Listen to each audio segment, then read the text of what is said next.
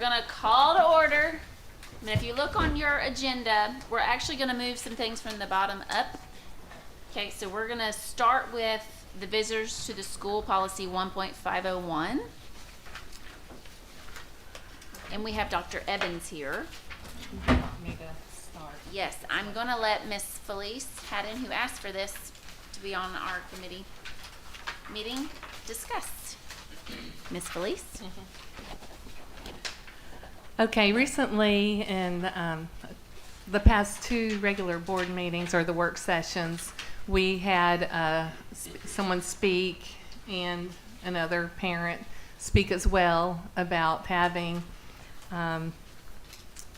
applied behavior analysis therapy in the school, outside therapists in the school. So, and since, they've been persistent and really, spoken at more than one board meeting, I felt like I just needed to maybe look into it myself and do a little bit of research. And so I'll discuss just a little bit of what I have. And so I just want this brought up to the board to get input and to see how some of our feelings are about this issue. And if it's anything that any of you want to proceed with, as far as having outside behavioral therapists in the classrooms. First of all, too, I want to say that we are not referring to any particular case, any particular school, with our discussion. No, so it's just strictly discussing whether or not it's something that we want in our schools at all. So, so I did a little research, and there are benefits of the applied behavioral analysts in the school, as far as the research says and what they say.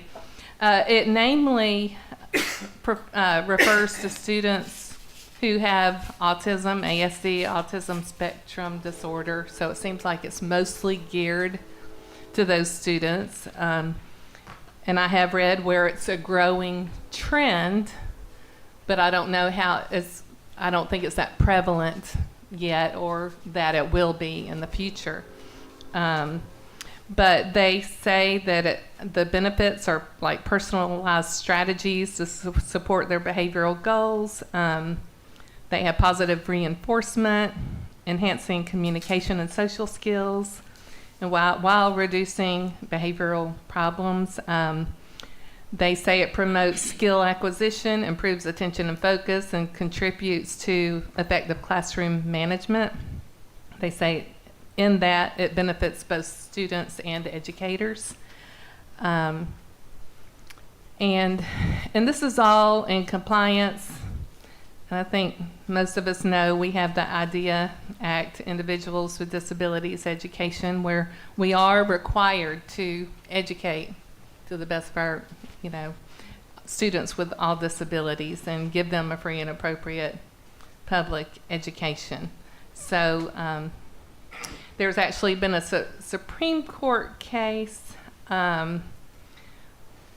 where, and this one's Andrew versus Douglas. I don't want to get too much into it, but where it does provide the legal protections for families to make sure that their student, no matter what the disability, is getting the treatment that they need.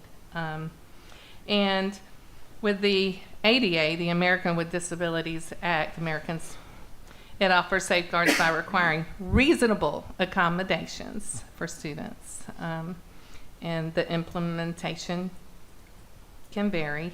And so, and these students have the IEPs, the individual evaluate educational plans, which are legal documents. So we have to be very careful, that we adhere to them. But some of the documentation is addressing the role of board certified behavior analysts, the BCBAs, in the classroom. And they also actively collaborate with teachers to develop programs to help improve the behaviors and work with the interventions for the students in the schools. And they have legal and ethical guidelines to follow too. And you have a question? Okay. Miss Jackie, Yes. how does this compare to the programs the city brings into the schools? Having an ABA therapy. How does what compare? So the city comes in as a collaboration Uh-huh. and they're helping students. Are they in the classroom or are they just in the school? They're in the school to Okay. provide needed support, different resources. They're not in the classroom one-on-one with students like that. Because that person is providing the service. Now, the school system does have counselors that are at the school. Centerstones are in the schools. So they have, from my understanding, I guess you can get clarification from Dr. Robinson, they're in the schools to provide counseling, but we're there to provide, serve the different services. But this would, but an ABA, excuse me, applied behavioral analysis, or BCBAs or RBTs, which are registered behavioral technicians, all of those individuals are specifically trained. Like they're only, it's a very small amount of programs across the country that actually train individuals in this body of work. So I know like the University of Cincinnati does it. They have a master's level program. There's certain areas, certain pockets of the country where people have to like literally go and travel there, and it's a program where they obtain a master's in it and they have to seek for certifications. I mean, it's a lot to it. It's not just someone saying, oh, I think I know how to help this child's problem. No, these are like trained professionals. They have backgrounds from like psychology and social work and counseling or education that have taken, or in a lot of exceptional education teachers, certified teachers roll over into ABA treatment because they see from their student body base where the needs are and where the gaps may be, not intentionally with a teacher being able to address this, but just how in teaching pedagogy wise, you're set to certain things, but a BCBA or an RBT can do those things beyond just teaching the child to support the teacher. So it really is a beneficial support. And locally, you have Autism in Motion, which is AIM. You have the Autism Center. You have Centerstone. You have I'm losing my train. It's several entities here that do that because it's beyond just your therapeutic counseling piece. It is actual techniques that help children be successful in their learning environment, while teachers are able to teach the entire classroom and not necessarily have to go beyond that for whatever significant or individualized need may be there. So I think it's very important. I'm glad Felice brought that up about research. And I think it is very important that the public understand what that means, that we as a board understand what that means, so that when Dr. Robertson and Dr. Stewart and their team present that to us, that it's not just, another piece of this cliche. I don't know how social emotional became cliche, but it becomes a cliche and some type of term that does a disservice to our students. I think we hear a lot from parents coming, and organizations that come to the mic and speak to us about the behaviors in the classrooms. You hear that from teachers about behaviors in the classroom. And then here is something that could help those situations based off of an additional standpoint, like a support to the classroom. And people are like, But we're not allowing it right now. So that's my question is, we're allowing Centerstone and we're allowing these other. but I think we probably could talk about what that looks like, because Centerstone is, and you're only allowing Centerstone to a certain pocket of children. Because keep in mind, if you don't, that's Well, and this would be to a certain pocket too. right. 'cause It's only ABA. based off of who's eligible for these things. Like, it's not like, we're about to come and just massively put this big absorption of this program into a classroom. And I think that's where people get confused. Like, if they do this, it's gonna be dropping down like rain from the whiz, and everybody's gonna be drowning and going into the toilet. That's not what's happening. Like, this is people like, hey, my child is on the autism spectrum, very high functioning, however, blah, blah, blah, blah, blah. And I will tell you from an early learning standpoint, it is becoming more prevalent. Lord Jesus. Felice. It is becoming more prevalent at a younger age. Like, we are literally at Head Start looking at getting ABA in certain classrooms and supporting people because there is a need for that. So, Mr. Bennett, talk to us about why we haven't let this particular ABA therapy in when Sure. we've allowed Centerstone and other things. Sure. So first of all, there are a lot of things on the table, and I want to try to crystallize the discussion a little bit if I can. This has been presented to this point as there's a problem with our board policy 1.501, visitors to schools.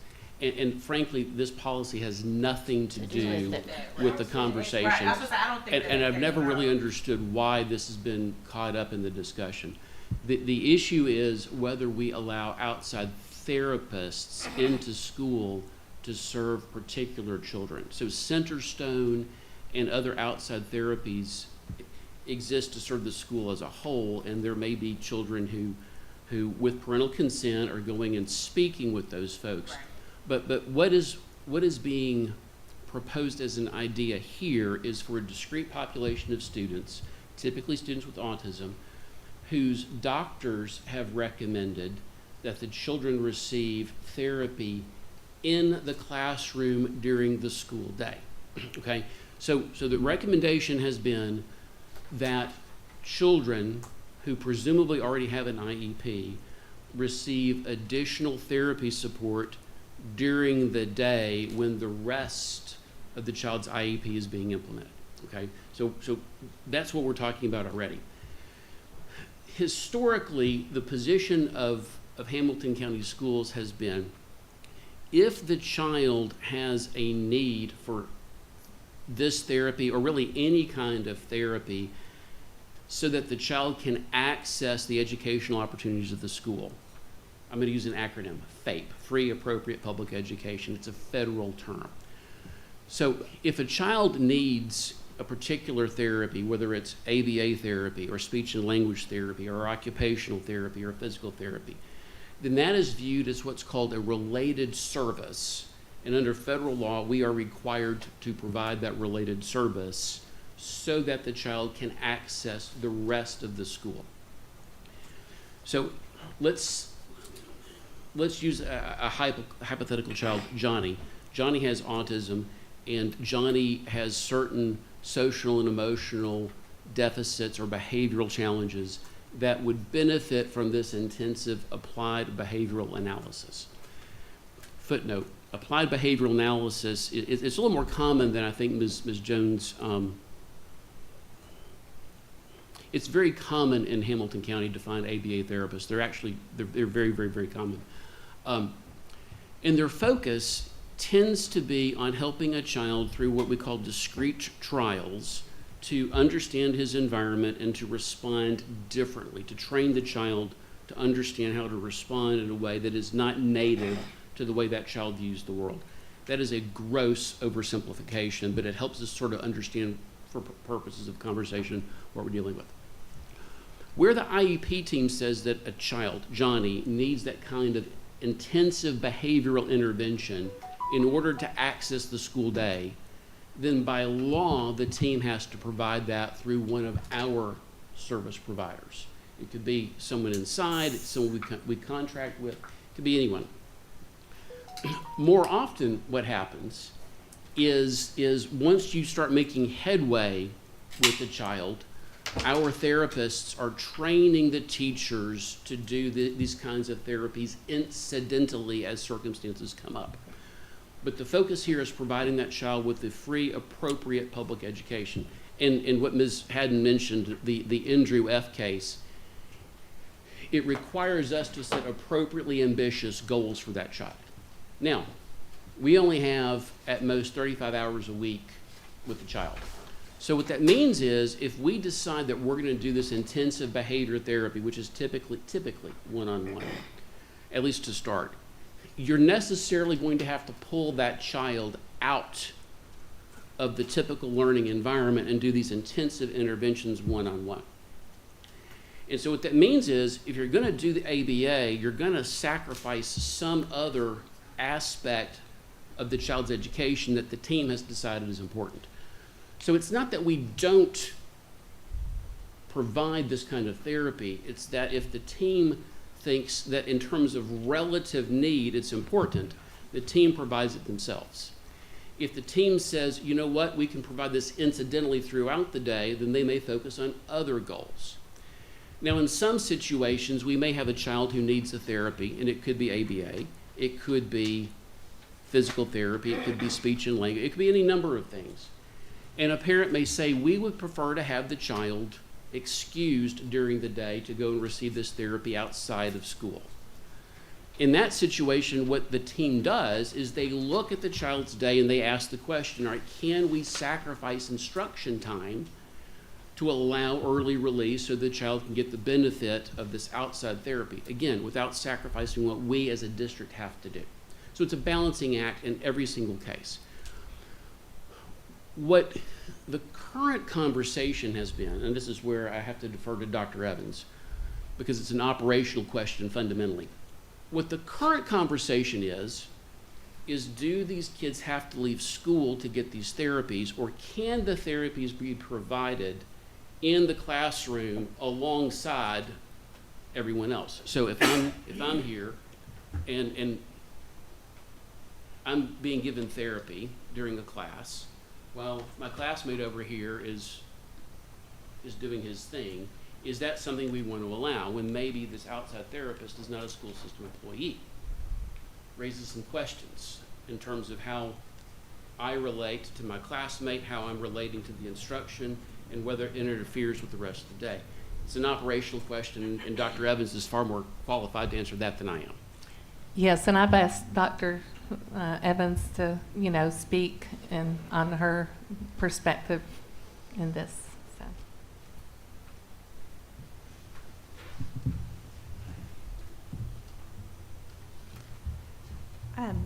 So while specific school districts may not always publicly share details about negative impact and challenges of allowing ABA providers to practice in schools, there are several concerns. So a BCBA, a board certified behavior analyst working in a school district, and an ABA therapist working in a clinic have the same credentials. Their goals are different. A BCBA is part of a team responsible for providing a student with FAPE and access to curriculum within the routines of a school day. An ABA therapist works in a clinical setting with a focus on clinical goals that may or may not be possible to address in an educational setting or even be appropriate for the school setting. Felice, as you mentioned, IEP teams are responsible for providing FAPE under IDEA. It's important to note HCS employs BCBAs who are part of teams working with students. Private ABA providers are not part of an IEP team and therefore may disrupt or prevent the ability of the school to implement the IEP or requirements of IDEA. Some school districts have found that when private ABA providers are allowed to work in schools, it actually leads to inconsistencies in the delivery of services. This is particularly problematic when there are multiple individuals who are responsible for providing those services. LA Unified, which has worked extensively with students with autism, has faced challenges with external providers, creating fragmentation in service delivery. You say LA Unified? LA Unified, yes. And can you define FAPE, the acronym? Free and appropriate public education. Okay, I just want to put it on. An outside ABA provider can only bill for time when they are working directly with a student and cannot bill for time when the teacher is the primary instructor. So this limits the ability of a student to access their education if the ABA provider is prioritizing their billable hours. Private ABA providers are not accountable to board policy and procedure. One major concern that districts have raised is the difficulty in monitoring and ensuring that private ABA providers adhere to the same standards and ethical considerations as district-employed staff. This includes school-specific routines and procedures. Private ABA providers have a singular focus on a student and are not obligated to protect the safety or education of peers. This may occur to the extent that a private ABA provider intervenes with a student who is not their client and impacts the safety of other students or their access to instruction. In consulting with another Tennessee district, they shared that they have had outside ABA providers intervene with students who were not their clients. In this district, outside ABA providers have engaged in behaviors that are not allowed, such as physically transporting students and video recording entire classrooms. An outside ABA provider is not working towards the goals in support of accessing FAPE or even the shared goals of school employees. Their goals are determined independently and have a clinical focus. The district has also shared issues of confidentiality with the outside ABA providers. Private ABA providers practicing in a classroom present a significant challenge and often a disruption to the instruction for the teacher as well as all students, and present a threat to confidentiality for other students. Not only does this present legal and ethical concerns, it's frustrating to teachers to have instruction interrupted by outside providers who are not part of the IEP team and are working towards different goals. Private ABA providers, especially those unfamiliar with working with the school system, may not understand the broader educational goals of the district or even a student's IEP. In consulting with another district in Tennessee, they shared that they have many teachers who are uncomfortable with the ABA providers in their classrooms. According to the BCBA Code of Ethics, the goal of clinical ABA is to help a student transition to the natural environment and be independent or successful in school or the community. When it is determined that a client is ready to return to school, they should not require the same intensity of support that an outside ABA provider working on clinic-based goals would deliver during the day. It's unnecessary to allow private ABA therapists in the classroom to provide for all the needs of a student. We have multiple instances where HCS BCBAs have collaborated with private ABA therapists and work together to ensure students progress across both home and school settings. In these cases, the two practitioners regularly collaborate to share updates to behavior plans, data analysis, and shared database decision-making, strategies, prompts, supports that have been successful in either setting. Although their focus as individual clinicians may be on the learner's success in different settings, the general behavioral principles are the same, and the students have had tremendous success because of the collaboration and consistency in prompts, language, contingencies, decision-making, and expectations. Thank you, Ms. Evans. Can you tell us? Share that document with us. Yeah, I would love to have that. We'd all like to talk. Yeah. I think all the other school board members would too. How many I just wanted BCBAs further research, so. do we have? How many do we employ? We employ 3. Okay, and they rotate among, They do.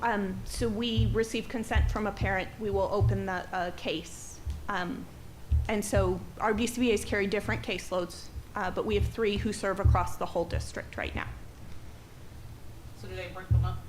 So are they just kind of go wherever the need is, or are they like, is it We like based use off it of- as a tiered intervention, so we employ other tiers of support, and then if a team decides that we haven't been effective in like a tier 2 support, then we'll meet with a parent and we'll say, would you give us consent to open your child as a case with a BCBA? We obtained consent, and so they serve in schools across the whole district, but it's through a process of consent and then developing a plan, and then they will write a plan to support the behavior.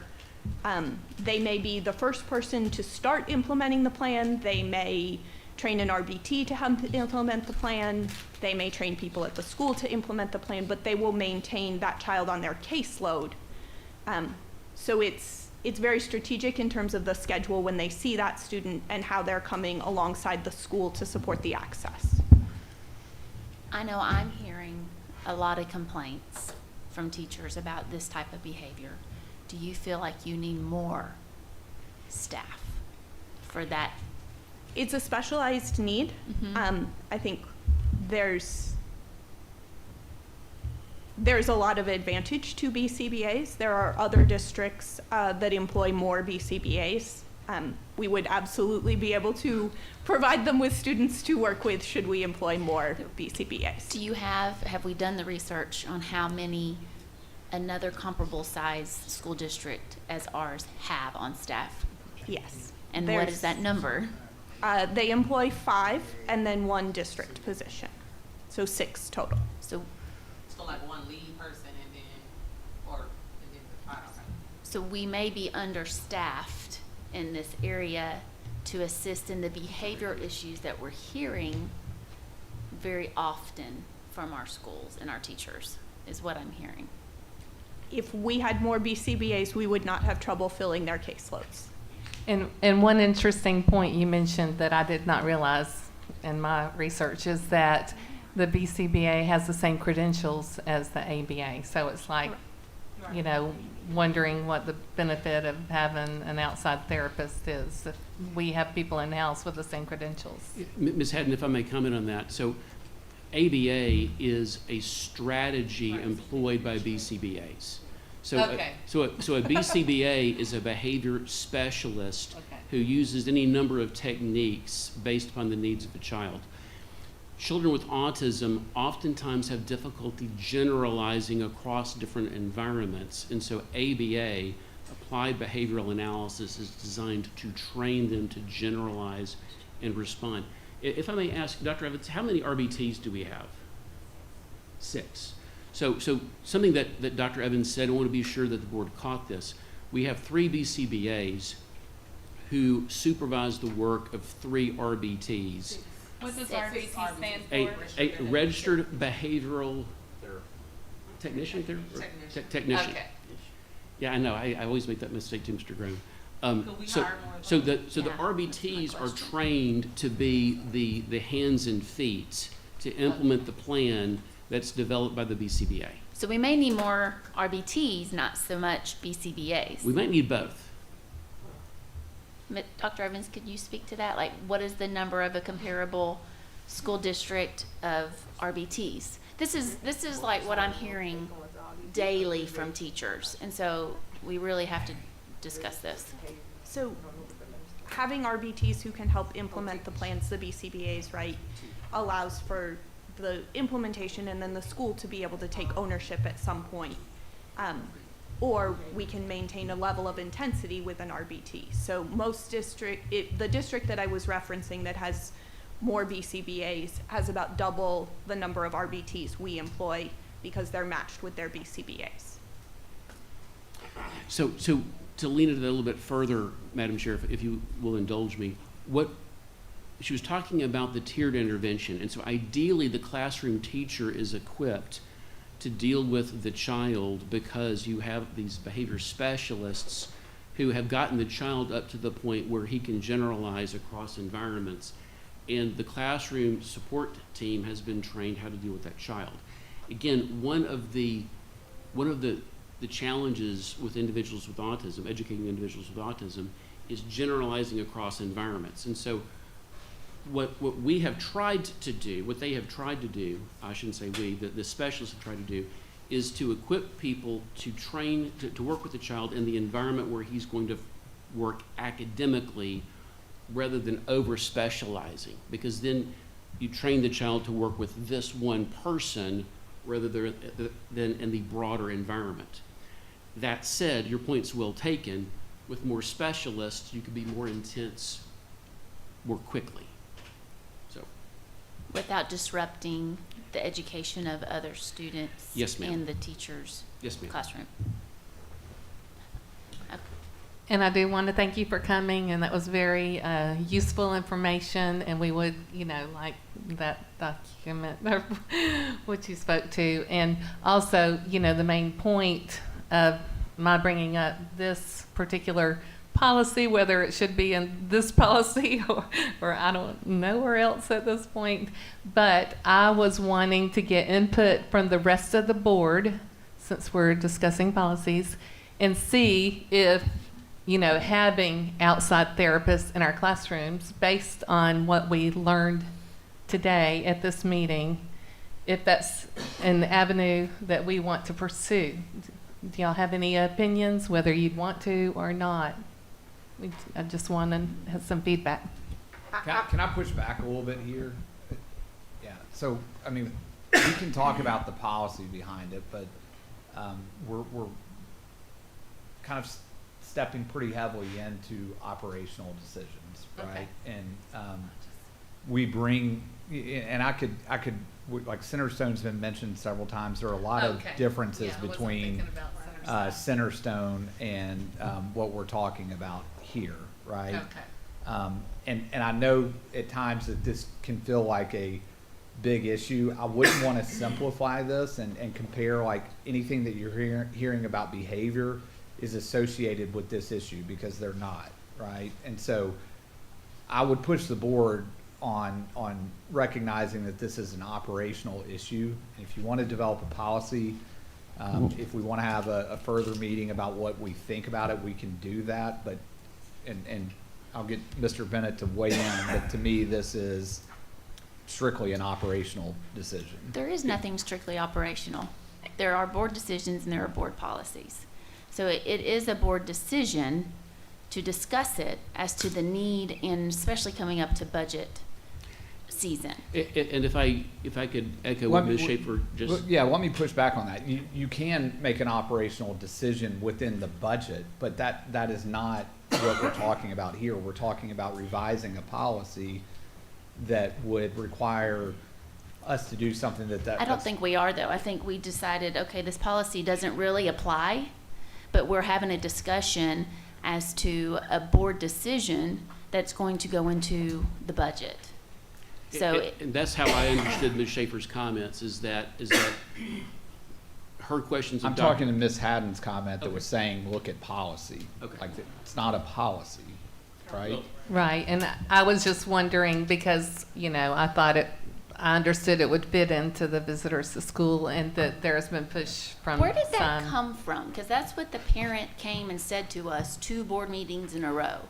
I was told this policy keeps them out. So it's obviously not the policy, it's something else. So- Part of the issue is in those conversations, and it's because the way it's set up, we can't respond, right? And so there's this imbalance of dialogue if we've got someone that's talking, that some of it could be factually accurate, some of it may not, and there's no way to correct it.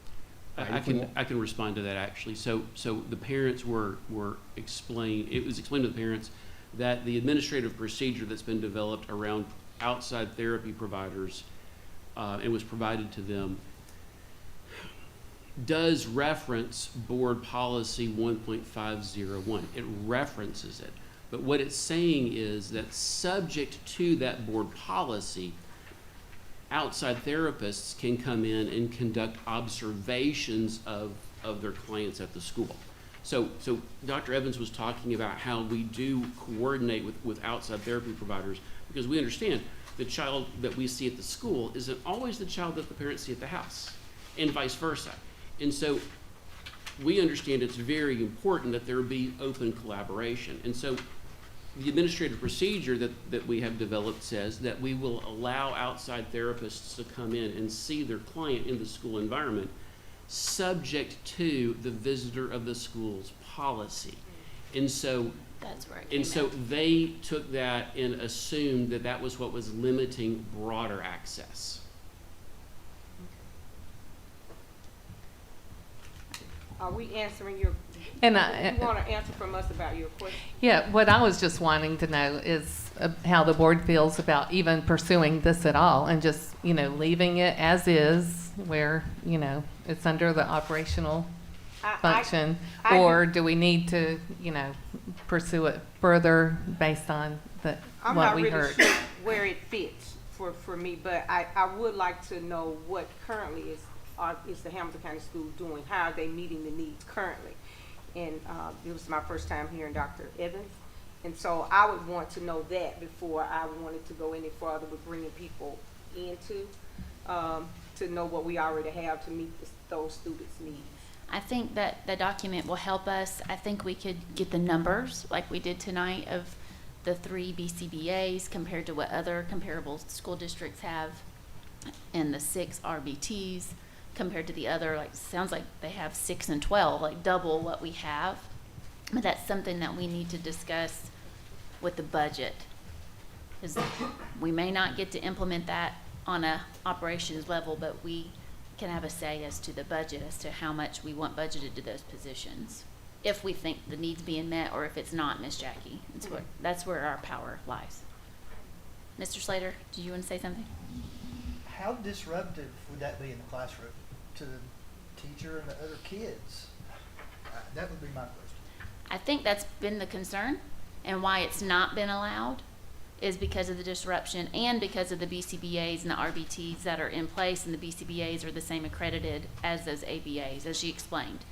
So I think that's why it's not been allowed. But she also said they didn't have to follow any board policies or whatever in regards to those persons that were in those classrooms. So that would concern me, as well as far as outsiders coming in that don't have to adhere to those.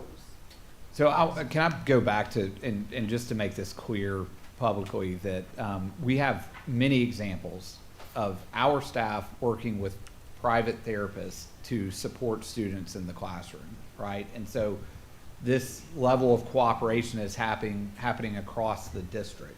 And so we are committed to that. That is very different than an individual coming in and providing what should be clinical services in the classroom, which, to your point, is very disruptive. Mr. Keene, you're next. Yep.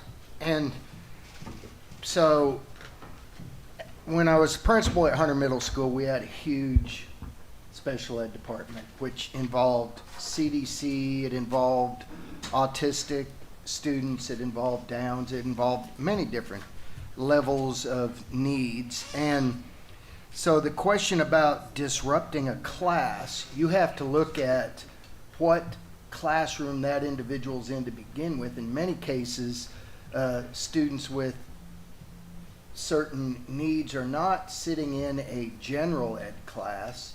They're sitting in classes that have what they call peer students, students that have been around this particular thing, or students that are there to help in different things. So the level of disruption, that's kind of a hard way to put, because for many of these students, they've had different levels of help along the way, and they've had tons of observations that have already been done and different things. So is it disruptive to that teacher? Depends on if that's the first time that teacher's had one of those students. Let me rephrase, not one of those, a student with certain needs, and so it's hard to say if it's disruptive or not. For schools that have that in place, this process and there's many schools around the area, they're very used to it. Most teachers are used to it. So then you have to look at, is it disruptive for the student? I never found, in the 5 years I was at Hunter, I never found it disruptive to the students. Many students took on leadership roles to help and help serve those other students, help befriend those other students, and that.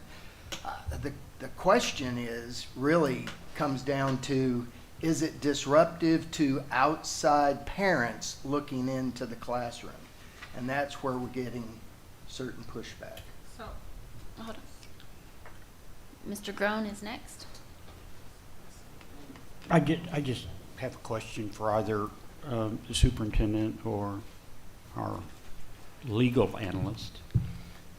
This is all wrapped up in inclusivity and state and federal law. If I know we've had instances where we have students in a regular classroom, I know as a teacher I did also, that they end up disrupting the entire class. And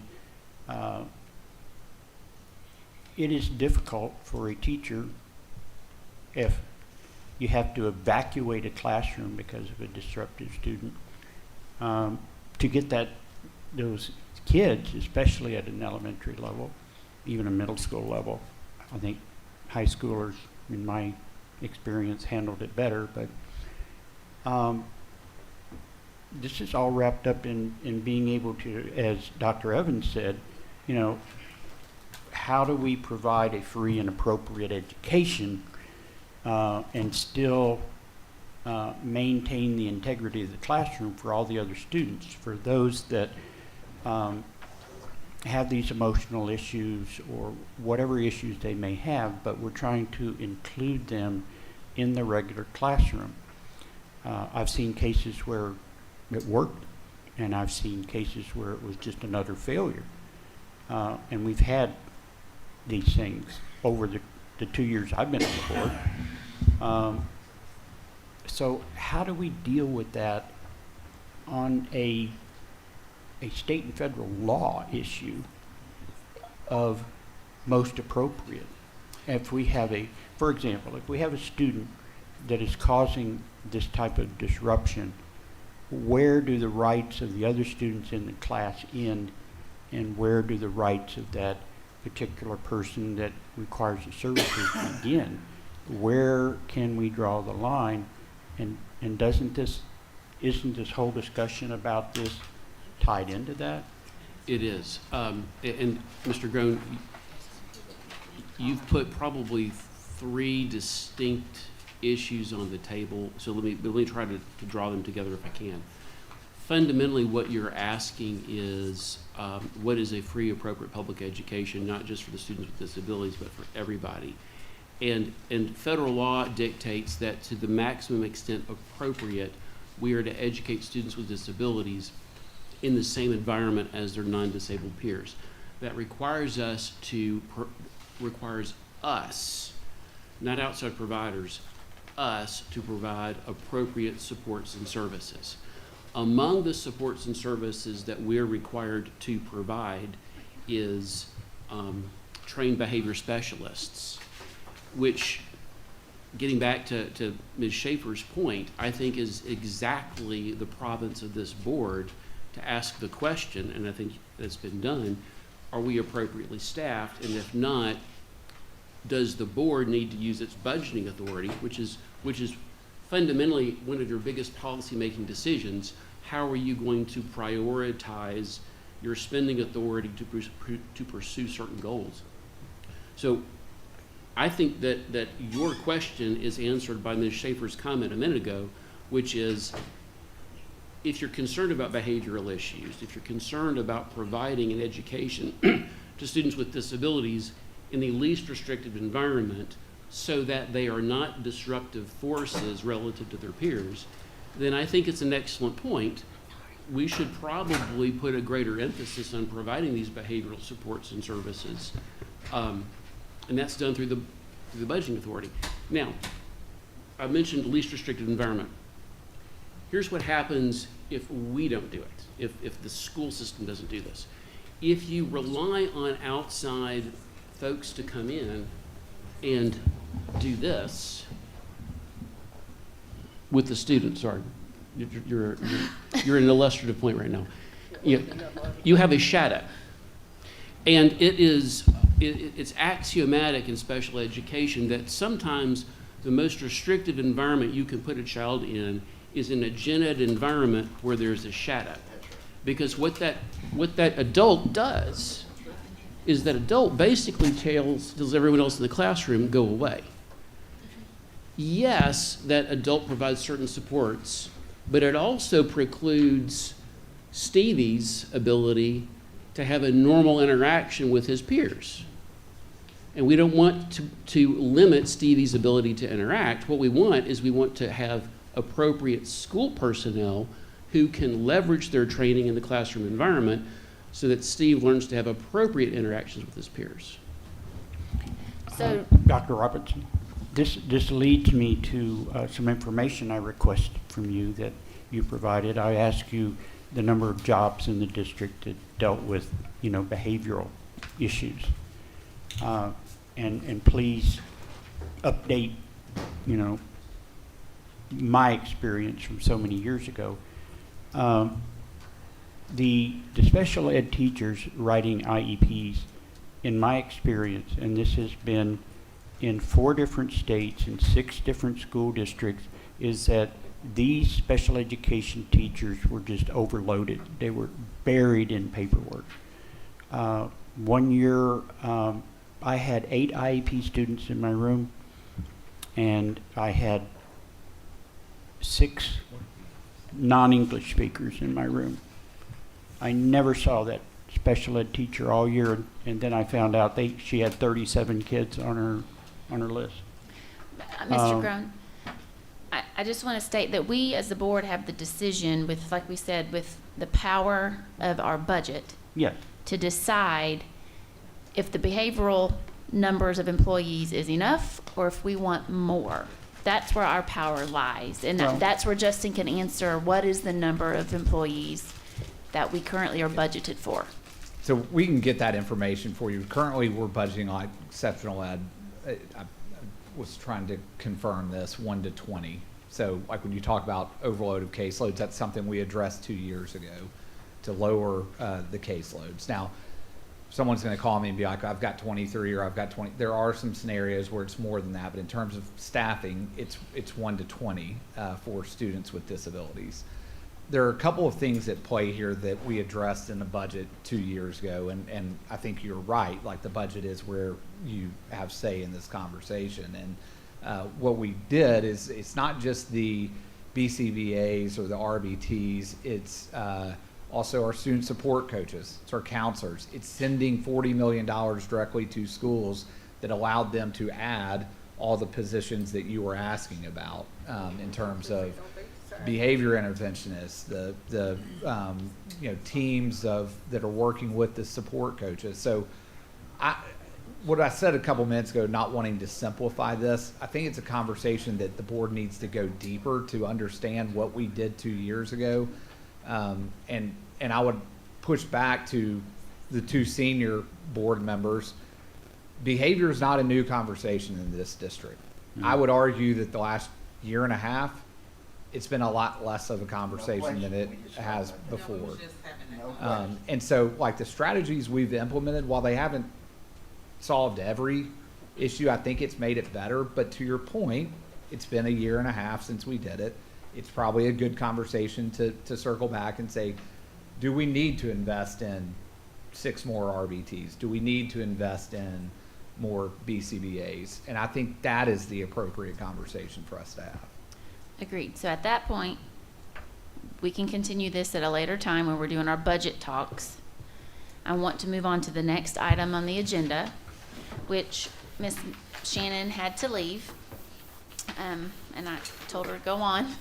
She needed to go be mom and be with her daughter. But we started as a board our goals. And so I'm pulling that policy 1.7 up on the agenda because we started at our board retreat revising this policy because it was extremely outdated and discussing our board goals, which is what we have to do as a board. Set goals that we understand that we have a strategic plan, and the administration would like for us to set our goals that coordinate with this strategic plan. That is kind of where we started. Now, as a board, it is board decision what you want your goals to be. It looks like this. It's It's not an official document. Oh, okay. Remember we were working on it at the retreat? This is a working policy right now, and I asked Shannon to take all the statements that were stated with the work done at the retreat and kind of put it in an order so that we can pick it up. Now, I fully understand that we may not reach these goals tonight, but I wanted to get them in front of you again, and I'm giving you homework, okay? Because we're gonna have to meet again as a board in 2025 to finalize this, because this is very important. We must do this as a board annually. So I'm not gonna take a lot of time as chairman to discuss this tonight, but I want you to review these. I want you to mark on your papers so that when we come back together, we have an educated, already thought through discussion on what we want our board goals to be, and you can use this as your launching pad.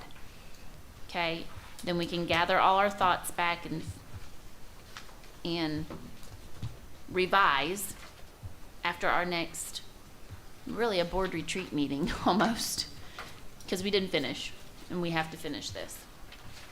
And we can, up until we finish it, I can promise you I'm gonna bring it back at every policy committee meeting until we finish this, because I wanna keep it at the forefront of our minds. This is our number one duty, and we must do this, okay? Any statements about that?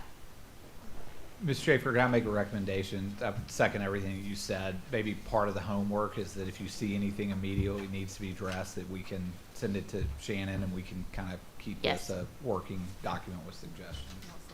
And I already did my homework, so. Yeah, I do too. So I've already sent I'll send revisions. Shannon my recommendations, which are just a couple of little things. Any other comment about the goals? This right here, looks like a word document. I see that one that you guys are holding. I don't see. Maybe Shannon just gave it to us. No, it's in the packet that was sitting It's on in your the table. It's right before the cell phone. Okay. Oh, it might have came up. It did come. I did. Yeah. Okay. I think. It comes before the blank sheet. Okay. Yeah, it was before the blank sheet. Sorry. Okay. Very sorry. Sorry. No, you're fine. It was my fault. Please accept my candy. Boy, am I glad after that last conversation I brought candy. Okay, so we're gonna go back to the top of the agenda, policy 3.205. Okay, this is the review of policies between first and second read. So back at the top of the agenda, and it's security. And you got the red lines. Was there any comments, any suggested changes in this policy? Felice, your light's on first. No, it was on before. Okay. Larry Groen, your light's on next. Okay, I have a serious problem. You'll find out what I mean by serious. In reporting requirements, this is lines, specifically lines 28 through 30. I have a real problem with definition here. A fight not involving the use of a weapon, or a fight, and I want to emphasize this, that does not result in serious personal injury to one or more persons involved must only be reported to school administration. Who decides, and what is the legal definition of serious personal injury? Is that in the statute? Is it a It is. concussion? Is I'll it, let Mr. Bennett, I believe that's part of, okay, Yeah, and Mr. Grant, let me start by saying, and this was actually informed by a conversation you and I had previously, because it was the preference of the previous policy committee to track the language of the statute closely. So that sentence is exactly in the public chapter. So number one, that's where that comes from. But serious personal injury is defined, and please forgive me that I can't call it up precisely, but it requires medical attention. This is not to say that other fights wouldn't be reported to law enforcement. Quite to the contrary, I assume that if Mr. King is the principal at one of these schools and there's a fight and he gets involved and has to break it up, he's probably going to let the SRO know. I can't imagine a circumstance where the SRO wouldn't know about this. But this is one of these things where the General Assembly has said, if it involves a weapon or if it involves serious personal injury, then it must be reported to law enforcement.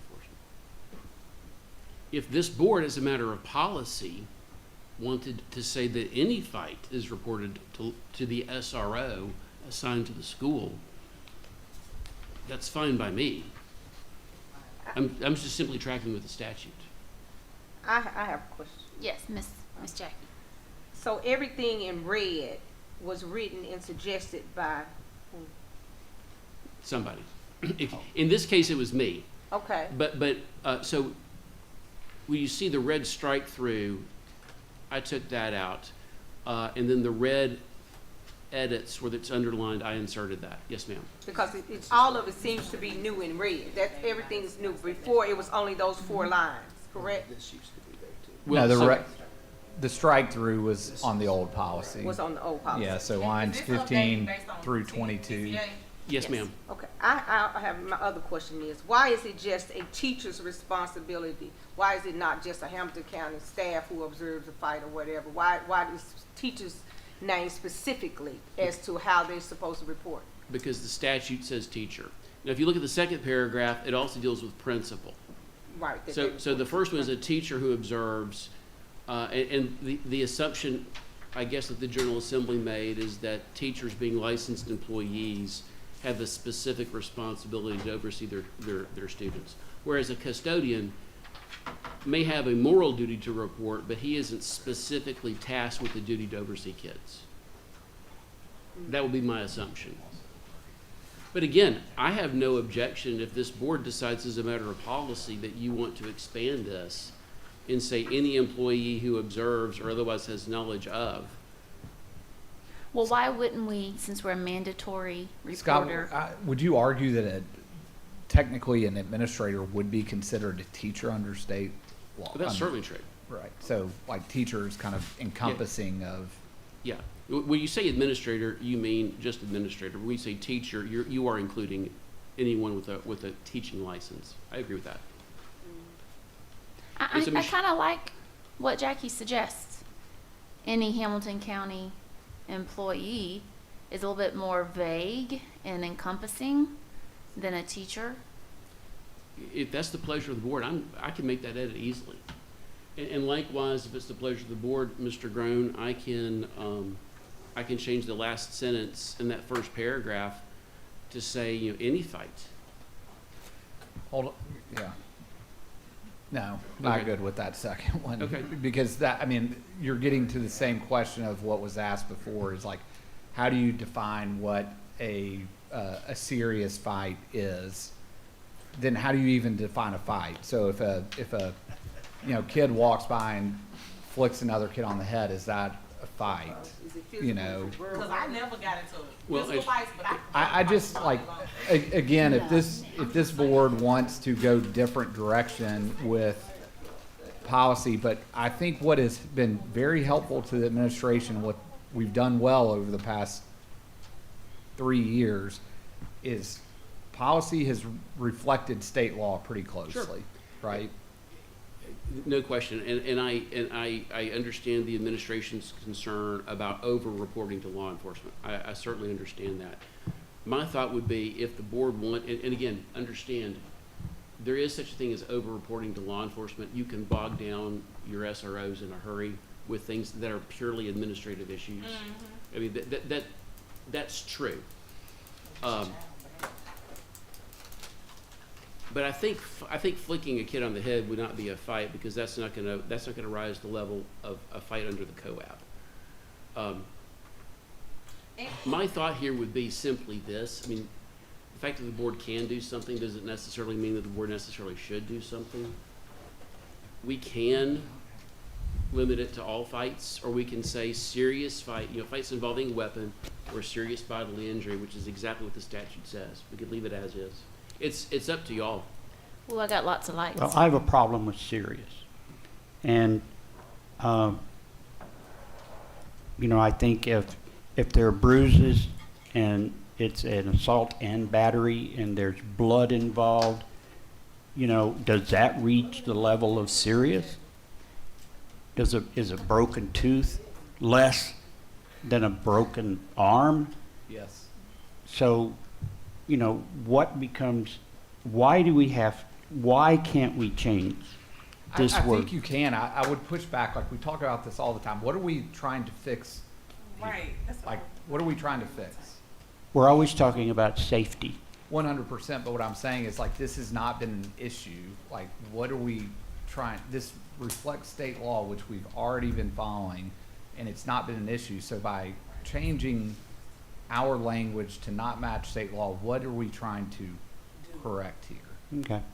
Yeah, and again, like, I think our administrators have done a good job, and part of this is also you think about across state of Tennessee, most districts don't have an SRD or connections to local law enforcement like we do in every school. So I just don't, again, push back on. I think this is a conversation for, I believe that Hamilton County is going to have 3 members of the General Assembly on education committees.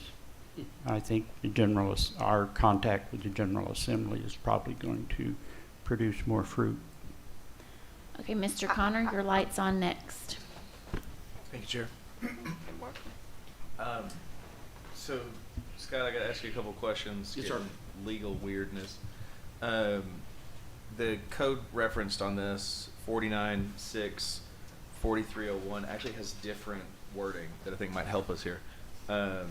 It says, knowledge of an assault and battery or vandalism endangering life, health, or safety committed by a student on school property shall report such action immediately to the principal of the school. And then that's the first part, it says every teacher. The next sentence basically repeats the entire thing and says every principal having. So therefore, we've now covered what we talked about. We covered administrators and educators. And then we've also, it sounds like we've given a different but possibly better description. So if we actually modeled exactly after that, maybe it could be satisfy Mr. Groen and satisfy the group. And the only other thing I would say also is looking at the second one, I'm not certain that we're referencing the right code, and perhaps I'm just not completely understanding it, but it links me when I look at that code to criminal offenses, threats of mass violence, and not. That's right. Okay, so That's we are right. trying to link mass violence. Is that late? That's a different part that we're referencing. That's the third paragraph of that edit. Thank Yeah. you. Understood. Okay, I got ahead of myself because I see the code at the end of that one still says 49.6. And just again for nerddom, 49 is the code for the schools. 39 is the code for law enforcement. That's so correct. we're That's referencing right. That's two right. different things here that are in play. So is it the pleasure of the board that in line 26, teacher becomes any employee? And then we leave? Mr. Keene has got his light next. Who? Gary. So I'd like a response to that. We had this discussion a while back. What was the reasoning why we just left it teacher and principal and did not include custodial, cafeteria, nurses, and there was a fourth one? You got behavior specialists, you have social No, they're all teachers. I don't. Yeah, social workers. I don't think this policy has been fully reviewed unless this is wrong since 2018. That's right. And so I don't know why back then it wasn't changed, but again, I think in my mind, like, Oh, you want to speak? I would argue that the term teacher encompasses the majority of school employees. So But you think it would include? yeah, but to the point earlier, changing it to school employee, I have no problem with that. I Yeah. just didn't know if there was a reason why we didn't Yeah, include I'm them not within sure. that terminology. Well, what happens in practice is anybody can, if the Right. aide sees a fight, they report it. So what happens? Well, we're mandatory reporters. Everyone's a mandatory reporter in the state of Tennessee. For child abuse. That's child abuse. What? Child on child is still abuse, guys. So Some said about vandalism and other it's still a mandatory reporting requirement. So why not make the language reflect that? All right, Miss Carissa, please go because I know you need to leave. I gotta go. So really quickly, just want to say this. Best practice when when it comes down for updates from TCA, we typically just follow what the TCA has said, like Mr. Bennett said and Dr. Robertson. However, some of the specifics that are being mentioned, like if you're going to say school employee, I mean, we could change it to that. Historically, I hate to keep saying, I feel real old when I say this. Historically, that's addressed in like process and procedures that they give when they do like principal meetings, and the principals do in their staff meetings. And so sometimes, so I can understand the need for alignment, but oftentimes like putting it in a policy is like, your behavior specialist, if they see a fight, they're gonna break it up, y'all. They're not gonna like just stand there and wait for the teacher to come. So I think some of it is just practice. I'm neither here nor there with having to put that in a policy. But to add to what Ben said about the whole like, that's what it says, like the vandalism, assault, that's what it says in the beginning. So I guess I'm confused as to why we still talking about this. I know this sounds bad. Because I understand what you're saying, and I hear Jody saying about the mandated reporters, but in that case, we're mandated to report if a child doesn't eat their lunch. I mean, it just gets complicated like that, right? No, that's not. Well, you could say you starved a kid. I mean, I'm just saying, when you start doing that kind of stuff, it starts to go outlandish. And so, yes, we are mandated reporters for child protective issues. No, any harm like that. Child on child harm is a child protective issue. So, it's Nevertheless, a very simple language switch. I just think where this came from. Nevertheless, I just think that we may need to. We can look at it two different ways. We could put it in there, or we could say, hey, we're going to leave that operationally and let them address that when they address processes, because any staff in Hamilton County is going to tell you that their administrator of their building gives them processes as to how to handle our policies. So I just wanted to share that so that you don't, if it was helpful at all, we wouldn't get bogged down on what it says here, because as long as we're doing this here, and then the process for which they do in the school aligns to support this policy, then we don't necessarily have to say that in this policy. But I have to excuse myself. I have to go. Miss Jackie? Oh, well, my question was, even based on what Carissa just said, even if it's a process, are we aware of the process that's within the school? And if a concerns comes up about the process and they say, well, it's not policy, how does that cover us as a school board to assure that everyone knows that they're to report any concerns or any of this stuff? That's my only concern. The teachers are the only ones that are identified. And I know that Dr. Robertson said that administrators are licensed teachers, but I know there are other employees, like the behavior specialists, that are not particularly licensed or whatever, but I would think they would have the responsibility to report any incident that may occur at the school that they witness or see, or somebody tell them. That's because they have contact with students who may often tell them things as well. That was my only, wasn't trying to make this a long drawn out thing. That was a question that I had written down on my little notes. Miss Jackie, I think you're right. We have to set the policy, and the policy controls even the administrative procedures. And if it's not in the policy, there's a risk that it won't be followed. That's our job. Mr. Bennett, do you have a comment? Yeah, I did, Madam Chair. So 882, Public Chapter 882 was enacted this year, and so the language about the teacher, that was specifically adopted by the General Assembly, and there was a lot of discussion around whether teachers were aware that if there was an act of violence, that it had to be reported to law enforcement. What was that? Public Charter 882. 882. Yes, sir. Yeah, okay. And that's part of, so TCA 49-6-4301, which Mr. Connor referenced a minute ago, has been around for a while, but it was comprehensively rewritten this year through Public Chapter 882. So what we intended to do simply was to take the germane language of the public chapter and incorporate it into this particular board policy. We could just as easily have put it somewhere else. But there was some discussion during the summer about whether school officials around the state were aware of the reporting requirements, because the General Assembly had really changed them through 882. So that's why you see what you see here. I am agnostic about whether a teacher becomes a school employee. It sounds to me like that makes sense to everyone who's here.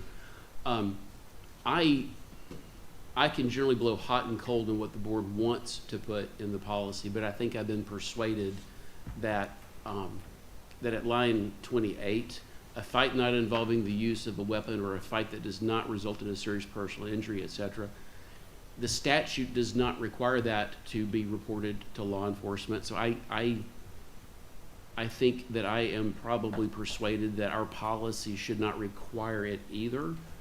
But again, I think that's a board decision as informed by the administration, because we can very easily over-involve our SRDs in run-of-the-mill student discipline decisions.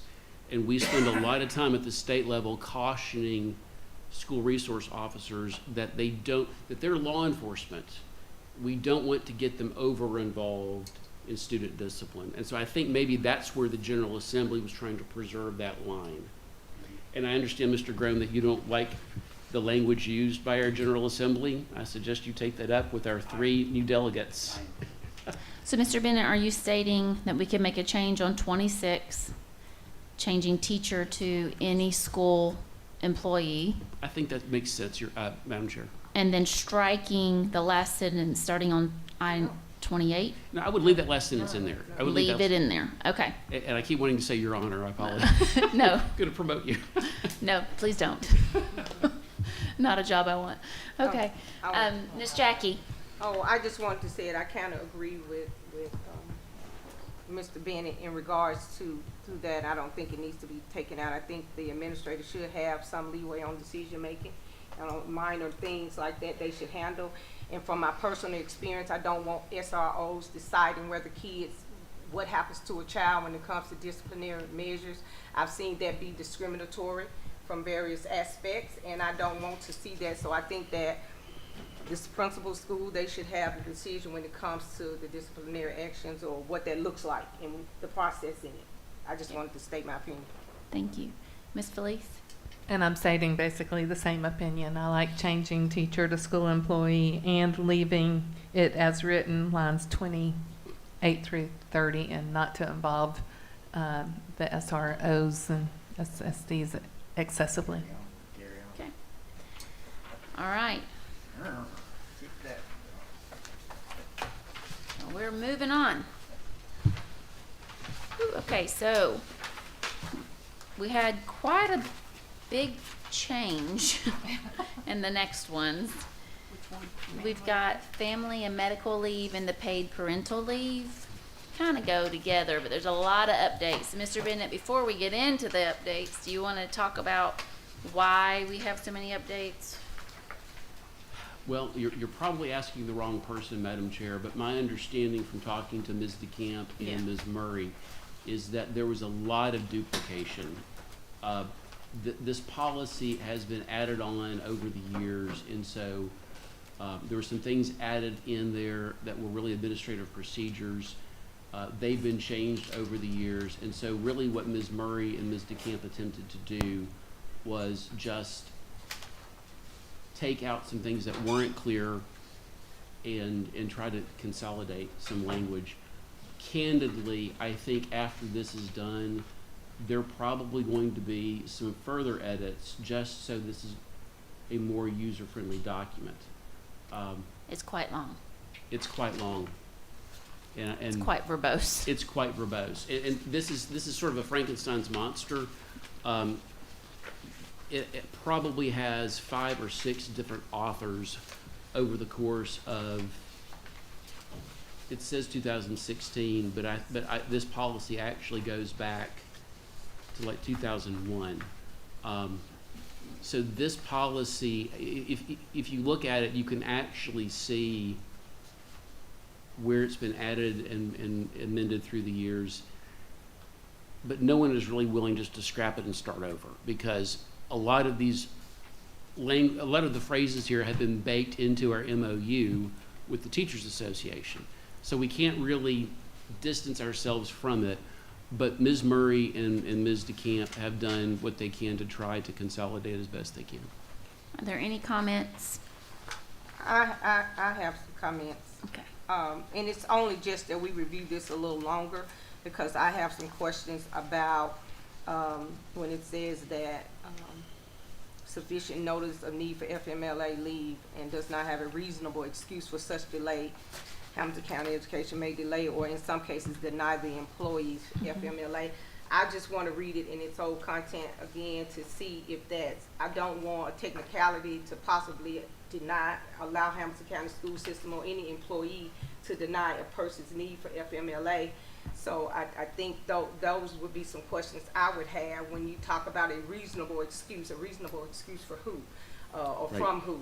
Because I think ultimately, if you have a doctor's excuse that talks about FMLA, apparently there's a need for that to happen and for a separate entity to come in and say, no, we're going to deny you based on technicality. So I just want to make sure I'm reading that correctly, and so I would just ask that we continue to review this. I had questions about the 15 calendar days myself. Like, what if it takes longer to get the documentation? Because what hospitals in general does. As a general rule, Ms. Schaefer and Ms. Thomas, your HR department is, let's see here, I'm gonna be sure to look at the right thing. So in large measure, when the timeline is becoming an issue is when someone is trying to extend an existing leave. Most of the time, they're gonna know before the end of their leave whether they need to extend. And so HR needs to know, can we fill a vacancy or not? Do we need to fill a vacancy, or are you gonna come back? The reasonability standard, as Ms. Schaefer is well aware, the Department of Labor takes a very employee-friendly perspective on that. So really what your HR department tries to do is to look at this equitably. If you know you're not going to come back on this date, let us know. And if that date comes and goes and you haven't come back and we haven't heard from you, if you provide a note, because maybe you've been too sick and there's a reason why you haven't provided a note that indicated you're going to extend the leave, okay, we'll work with you. But if there's no good reason and you've left us hanging in the balance, or worse, you've told us you're going to come back and you just haven't, then HR reserves the right not to extend the leave. I will tell you, I have never known them to do that. It's simply an opportunity for HR to protect its position when the employee has not been communicating. I can speak, Miss Jackie, to what I would know that Mr. Bennett or any other attorney would tell you is, let's make sure it's a reasonable Yeah. thing. But this would just be to protect the system and the board from a lawsuit by making it a little bit more what you feel like is a little bit stringent. It would just be to protect us from a lawsuit. But 9 times out of 10, Mr. Bennett or any legal counsel is going to say, be favorable to the employee because of potential lawsuits. And to Ms. Schaefer's point, Ms. Thomas, if you look at line 35, and this is instruction, because Ms. Murray wrote this from the perspective that what if in 5 years, 10 years, she's not here? No, we hope she stays forever. But if you look at that last bit at line 35, when an employee makes diligent, good faith efforts but is still unable to meet the deadline for submission, the employee is entitled to additional time to provide the certification. So that's this board speaking its policy of grace to the administration that the tie's going to go to the employee. But we still need the employee to work with us. This is just a first read to Miss Jackie. So if you have suggestions, I'd send them to Mr. Bennett or Absolutely, and that's true for all of these. If anyone has any questions, let me know. Or thoughts, if you don't like it. okay. Mr. Groan is free to let me know that he doesn't like the way something's worded. Okay, I have Mr. Gary. And Dr. Robertson, on this, was the 15-day determined to allow a little break in there to make sure once somebody's out 20 days, you have to have a certified sub? I think that may have come into it, to be honest with you. Mary DeCamp and Penny Murray have been the main ones working on this, so I would have to confirm that to them, but I would think that probably was part of the conversation. So it gives a 5-day grace period to try to find a certified sub before you can no longer use just a regular sub. Larry, your light's on. Jackie, your light's still on. Oh, is it? Felice. Okay, I just have one comment. I like the return from work, that it's in the policy and documented, because a lot of people think, oh, I'm losing my job, or they're, but they're entitled to a job that's equivalent or so. And it doesn't have to be in the exact same place, so.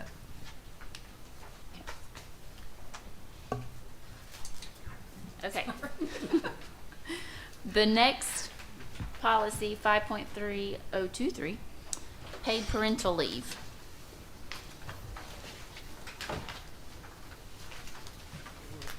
It's new. Do you have any comments, Mr. Bennett? This is almost exclusively from the statute or from the FAQs published by the Department of Education. Okay. Ms. Jackie? My question was, would this not be a budget thing, or is this a federal law that's Oh, requiring this? that's a great question. So the General Assembly, when it enacted this, appropriated funds to the State Department of Education and said that any licensed employee working for an LEA who had been working for 12 months, and not necessarily in the same LEA. So if you had someone who's working for Bradley County Schools and then they come here, they're eligible for leave. So this is a state benefit. It's funded by the state. We front the money, and then we go through the process of submitting the paperwork, and the state reimburses us. So these are state funds. Now, a quirk about this is that when I say licensed employee, it's not necessarily someone who has a teaching license. Your nurse has a license, and so he or she might be eligible for this benefit. A bus driver has a license. He or she might be eligible for this benefit. So the budgetary impact would be tremendous, but the state is the one that's footing the bill. That's why this is so wordy. Sorry, I hate wordy stuff, but the reason this is so wordy is because the criteria here are established by the state, and if we submit something that doesn't meet their criteria, we eat that cost. We don't want to do that. We don't want to do that. Well, and I say we don't want to do that. I'm gonna throw in there are some really weird areas. I think I briefed the board on this recently. But there are some weird situations where an employee who you would think would be entitled to the leave doesn't get the leave because they don't meet some of the we had an employee who was licensed, as a for instance. She had been licensed for quite a bit of time, and then she was transferred at her consent to an instructional coach position, which does not require a license.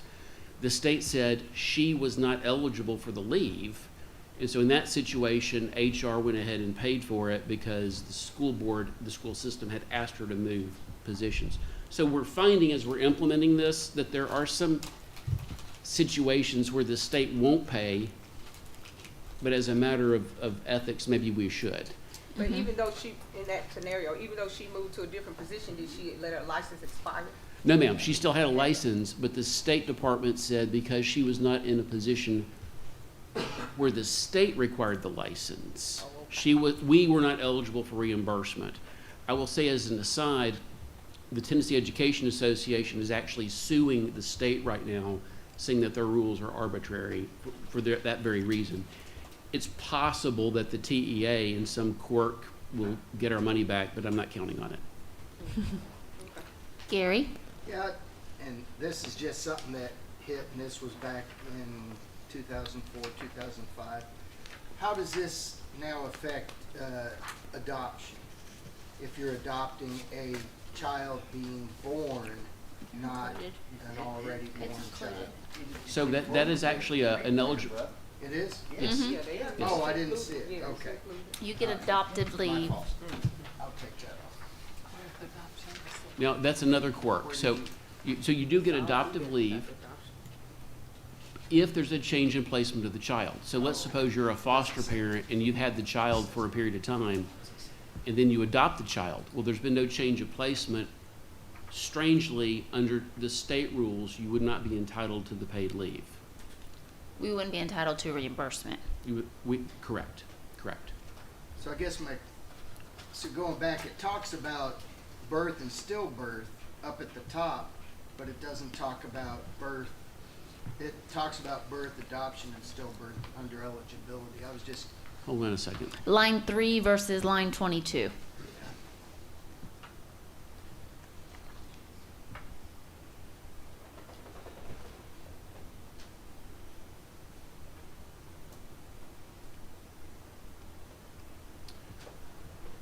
I think it's the edit we should make. Good catch, Gary. Any other comments? Ben Connor. Thank you, Chair. Just real quick, second page, lines 2, 4, 7. What are those footnotes? The footnotes are listed as. I think it's Mary DeCamp. Is that just? It's not something that's going to be in there later. It's just because it was printed in there. Okay, just making sure. Assume it just caught up in the ongoing Google Doc. Okay. She was the author. Yeah. Well, she had some questions about how we were going to administer that, and for whatever reason, the Google Doc didn't delete her comments. Oh, okay. Like it's print. Like she's working on it as it was printed. Sorry.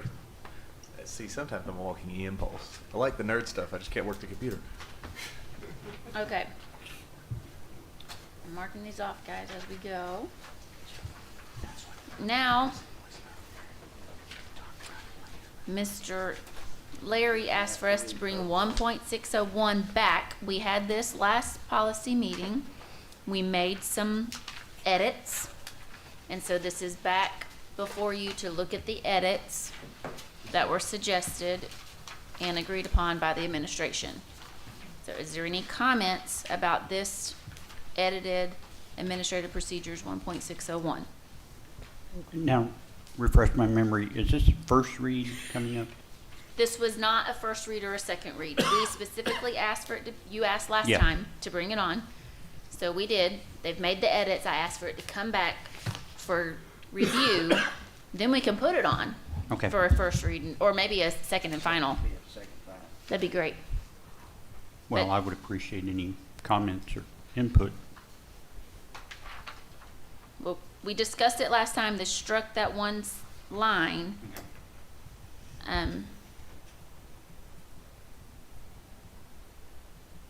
Have you had time to review it, or do you want me to put it back on for a first read and not a second and final? Put it back on for a first read. Okay, first read.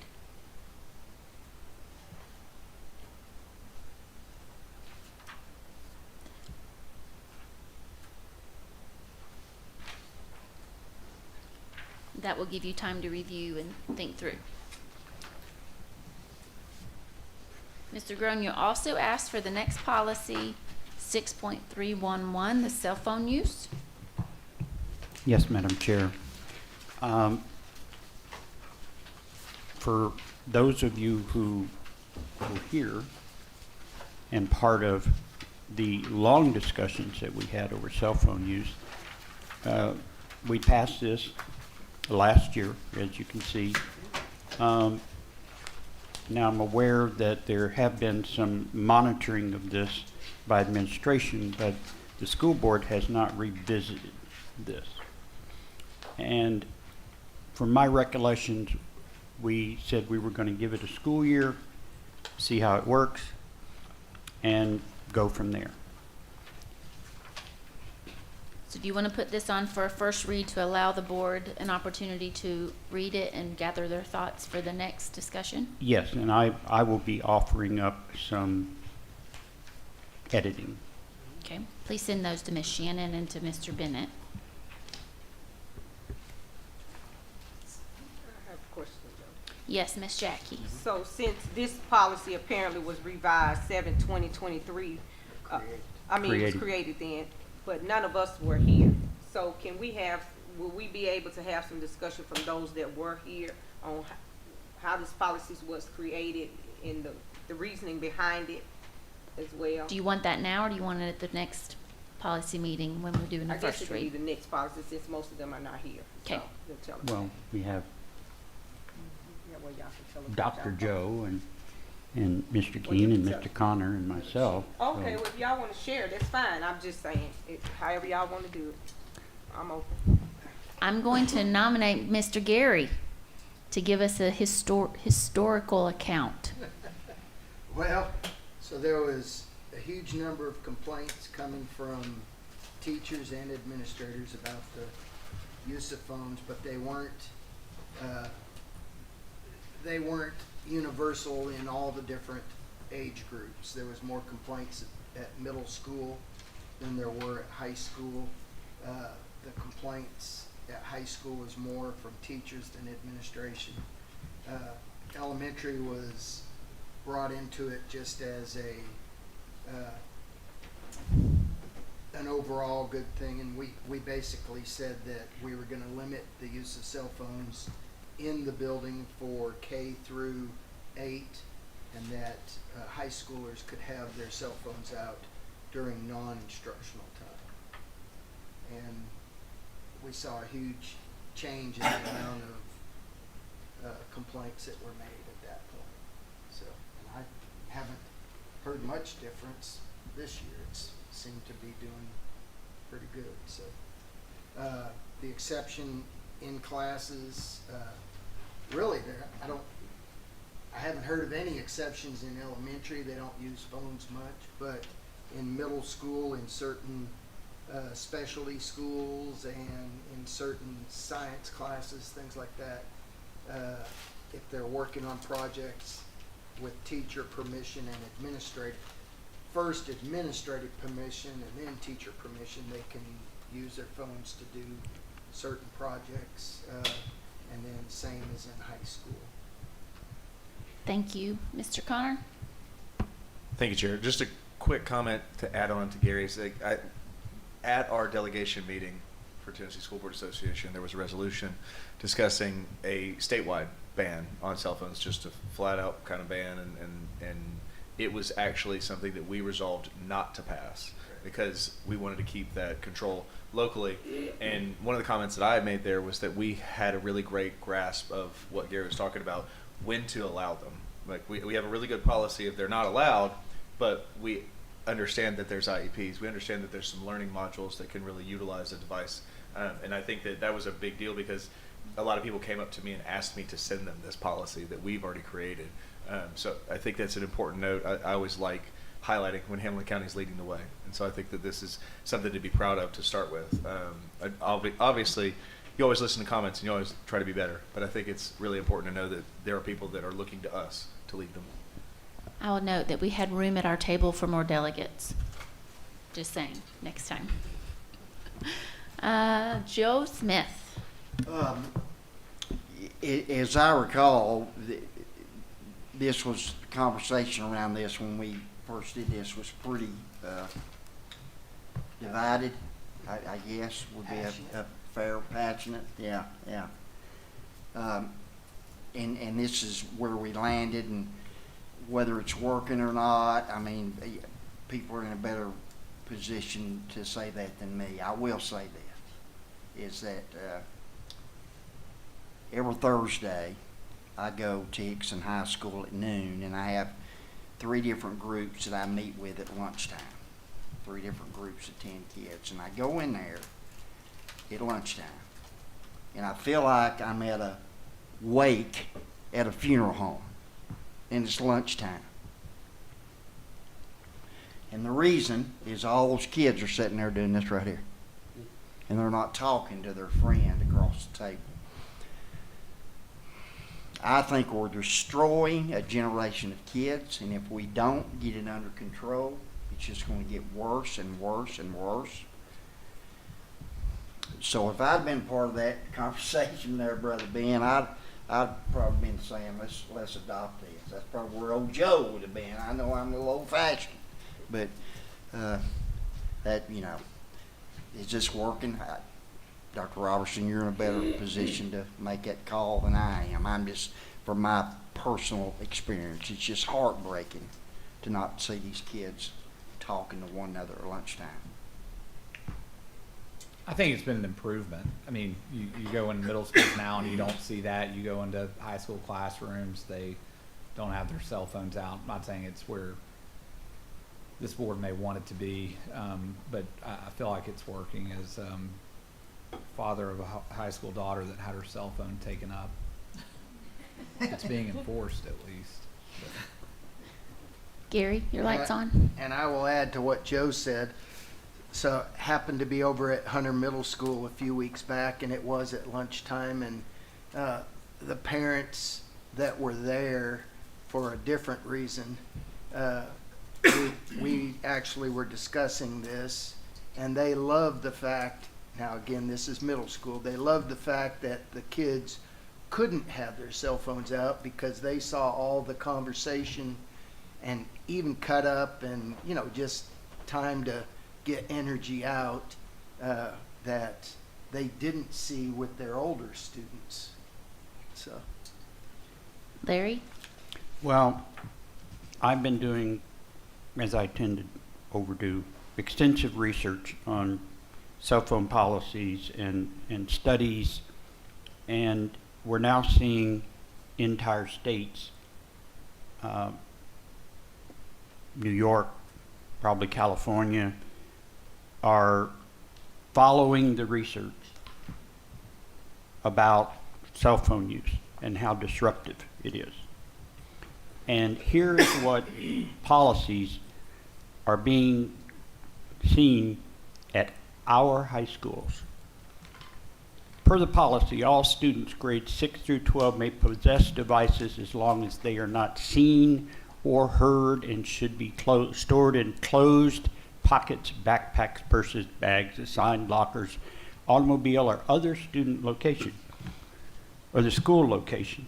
Our own code says on line 26, 27, students may possess devices so long as they are not seen or heard and should be stored in closed. It's the same line.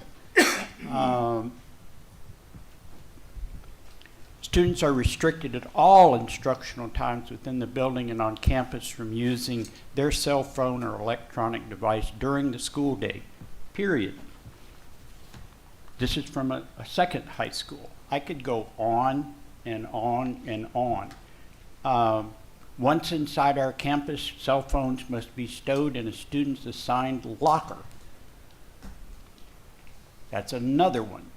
So if you want me to go through all the COABs and the student handbooks, you know, we have some principals and staff that are doing this exactly. Another school, high school, believes that cell phone usage by students is counterproductive and encourages obsessive and or addictive behaviors that aren't allowed in alignment with their strategic, academic, social, emotional, or safety charge. Many studies, both public and private, indicate student cell phone use is detrimental to the goals and objectives outlined by educational authorities, and that usage causes higher instances of student mental health issues.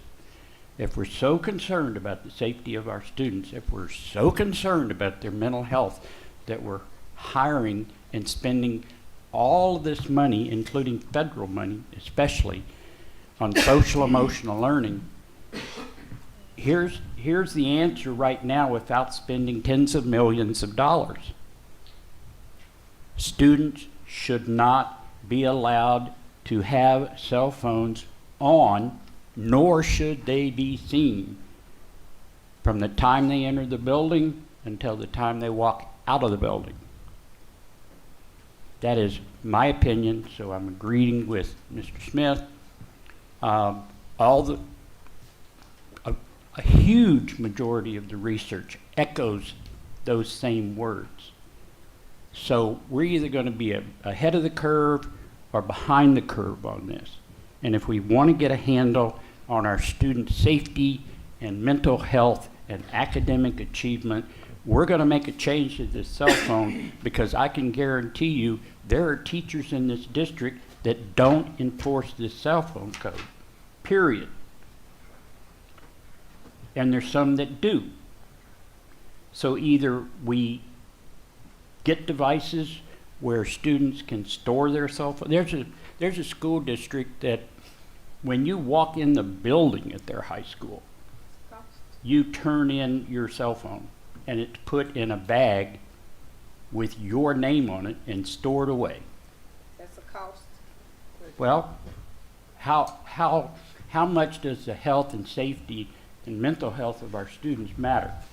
Mr. Groen, what you're stating to me is we have a policy, some are enforcing it, and some are just not. So we have the policy. The vast majority of our principals are following it. Okay, so we have the policy, it's working, but we just have to do some follow-through administratively. So that's where I'm going to turn to our administration and say, what can we do to enforce the board's policy? I just just would say that it's not as inconsistent as you think. Like, when we were having the conversations on how to write this policy, we had lots of concerns about there being a ton of inconsistencies, school to school, classroom to classroom. We are in buildings all the time, and see a lot more consistency. Is it perfect? No, but when we're there and we see that there's a gap, there's conversations that are being held with administration, providing supports on how to message around it. But there's significantly less cell phone use in our secondary schools than we've ever had before. So I'm sorry, I need to interrupt. Either we have a district-wide policy that's enforced by every single principal, or we don't. we have Well, it. you're not ever gonna have a policy enforced 100% of the time. There's Then like that principal should be reprimanded and/or removed. I understand. So how do we police 4,500 teachers to make sure every single classroom, every single minute of the day is not using a cell phone? Well, maybe we need to rewrite this policy. That's not going to change how it's enforced. Well, that's fine. And But again, Mr. Groen, like, you remember we went, I mean, I think you and I added it up. It was like 437 minutes or something that we talked about this a year and a half ago. And where we were with this policy then to where we are now, I know chairman's not happy. I know our legislative representative's not happy. Got on my bus. But it came to a compromise that we at least got to a policy that, again, the vast majority are implementing and actually see the value that it does have, to your point, mental health positives, right? I'm joking about my daughter, but I mean, I think I've seen it with her friends of like only being able to have it for a 25-minute lunch period. The way they're interacting throughout the day is very different than it was. So just want to remind everybody, like, it's not perfect. It's never going to be perfect, but it's way better than it was in July of 2023. well, I think it's better, yes, but Well, let me add this. We seated a student leadership council that we just met with last week, and they're identifying an issue that they want to work on together this year, and they'll come before you in May. This is mental health is one of the ones that they're talking about, and they're talking about cell phone use. So it's in our conversations about this being a challenge, and the kids are even talking about it. And so I think we are going to continue to see improvement in this space, and I think just operationalizing it, I think we're doing a great job. But I think the things that you're mentioning, we're continuing to talk about and limit, and kids are limiting themselves more than they even used to, or at least wanting to. So. well, specifically to you, Dr. Robinson, if you're aware of a principal that is loose on this policy, you should be personally responsible for that. And I think I've told you before, I think you're the right person at the right time for this school district. But I'm going to reiterate, either we have a district-wide policy to restrict the use of cell phones or we don't. If cell phones are not to be seen or heard during the school day, no, it's not okay for a principal or a teacher to reinterpret school board policy that's supposed to be district-wide and allow students, for whatever reason, to use their cell phones. Now, as was mentioned earlier, this cell phone has a calculator on it that is more powerful than any calculator our staff can offer students in higher math courses, AP Physics, things like that. So I understand that, and I understand their exceptions. But something in this regard has to change. And if this board needs to emphasize that by making a change in this current policy, then I suggest we should do it. Mr. Slater. We have a principal at Sell Creek Middle High, and she is adamant about the kids. They have an assigned locker. They put their cell phone in that locker when they get to school, and they can get it out when school's out. And there's not been one single problem, and they don't have a cell phone issue at all at that school. Thank you. Ms. Felice? First of all, I'm glad we got a policy, period, because, it was a struggle in my classroom as a regular teacher, and it's great. We have Chromebooks to access, other internets or apps. So I think that's fantastic, and I think it also gives teeth, as far as helping the principal, be strict, knowing that it's a school policy. So I think in the past I've noticed where it hasn't been consistent when we had our own just policy for the school itself. I think it helps having a district policy. But I don't know if there are a lot of other complaints about people using the phones during the school day or not. It seems like, are there a lot of reports of problems? That is one issue I haven't heard about. Yeah, so unless we're having a lot of issues, I think it's probably a good policy. I really do like that it's not a statewide policy imposed on us, so we're able to have our own district Power. policy. So those are my only I just want comments. to say, as a parent, I like putting a phone in my daughter's backpack, and it goes in her locker. That is her school policy as a middle schooler. Okay, it goes in their locker. Had I not had that phone in her backpack on day one when she got on the wrong school bus, she would have been extremely hysterical. She was already upset. And so would have I. Because when the school bus drove by and she didn't get off because she got on the wrong bus, I tracked her because of that cell phone and pulled up behind that bus and found her. So as a parent who is raising a young child who is in school and having to teach her responsibility, it was very beneficial for her to be allowed to have it to and from. She texted me immediately, freaking out, and was able to communicate with me. So as a parent, a total ban, I would not support. It is in her locker from the start of the day to the close of the day. It's different parenting in 2024 with the use of technology than it was, Mr. Joe. So.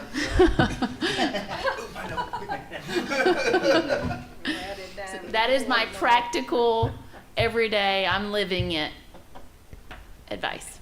And I do have one more comment. At Udowa High, it's so spread out because it's been added on and added on. It's really not practical for students to use the lockers. So school to school, the locker policy might not be good because very few students at Udowa would even use the locker because it's inconvenience with the placement and all. Well, our policy says backpack. Yeah, so I'm just saying for future reference, Just help you any, doesn't Jack? have to be. It did, thank you. Okay, so I am happy to say those are all my policies. I'm going to remind you of your homework of the board goals. That policy, it is a policy, 1.7, but I need you to do your homework and send it in to Shannon as you have edits so that we can continue this work and make it easier next time we meet, kind of like a board retreat in the spring. Our next quarterly policy meeting, we're going to quarterly meetings, will be March 4th, and we're going over all of fiscal management and all of instructional program. I couldn't read her writing, sorry. So we will be reviewing in 2025 every policy we have, the entire book. And you all got your updated books. So, but it'll be on a quarterly basis. We won't do this monthly. Now, I am turning the gavel over to Mr. Connor. Does the board wish to continue, or would anybody entertain a short break? No, let's go. Okay.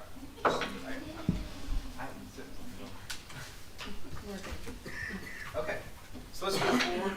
If everybody wants to turn to a single sheet of paper. Sorry, one of these things. I don't think you can just do that. I think they've got to, so you might have to be my buddy. Okay, I think you're ready. Is that, or, yeah. I take. Okay. All right, so, oops, sorry. this was sent out to everybody, and you've had a little time to review it. I know that most of these things have been items that have been on our mind or on the news or agendas.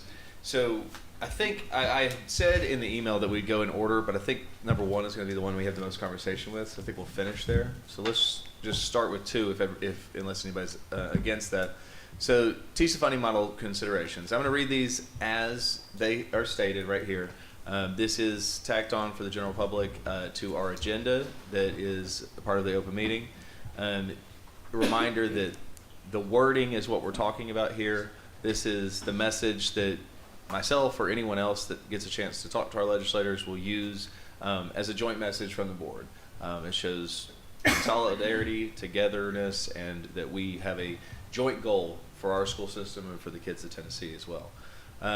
So the Hamilton County Board of Education requests that the General Assembly support amendments to the TISA public school funding model that include sustainable provisions for infrastructure funding, annual cost of living, and inflationary adjustments, considerations for currently underfunded mandates such as special education pre-K, tutoring in 4th and 5th grade, and summer learning programs, and increased funding for students with characteristics of dyslexia, ULN 9, and ULN 10 students.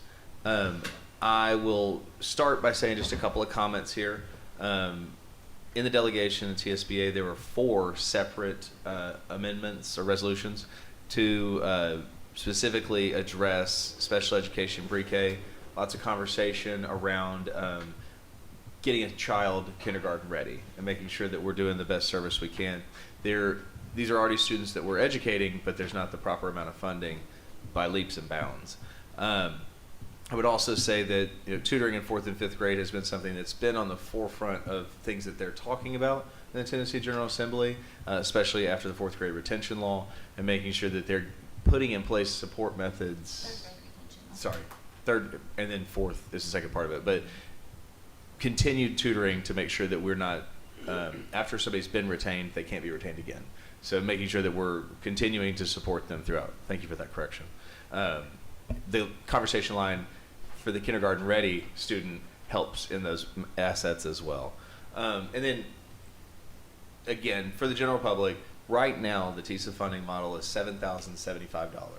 $7,000 is put aside for the student's education. $75 of that per student from the Tennessee state government is for maintenance of effort. Maintenance of the buildings.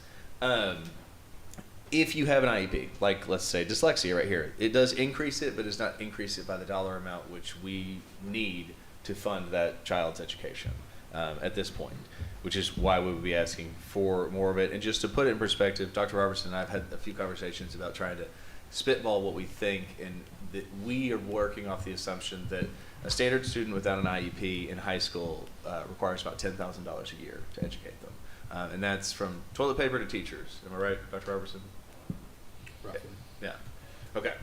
So I'd like to open the floor to comments about this. If we like the way it's written, that's excellent. But anything that anybody sees that they'd like changed or talked about. I don't have a light. I can't push a light. Mr. Bennett, have you worked on this language? I've not. Okay. That would be my only request, is make sure Mr. Bennett reviews this language. Okay. And I'm not opposed to number 2. And that's a great point. And last time, as with I will this time, after we've discussed it, I'll send it over to make sure we're not stepping in any holes. All right. Okay, I'm looking at the first section and, the second paragraph. Were we just skipping over that? I'm sorry, I didn't understand. Forgive me, yes. I was going to just do it Right. by point. So we're going to do 2, 3, 4, 5, 6, and then come back We're to coming 1. back to 1 at the Yeah. end. Okay, that's my question. Okay. I think. Mr. Crone.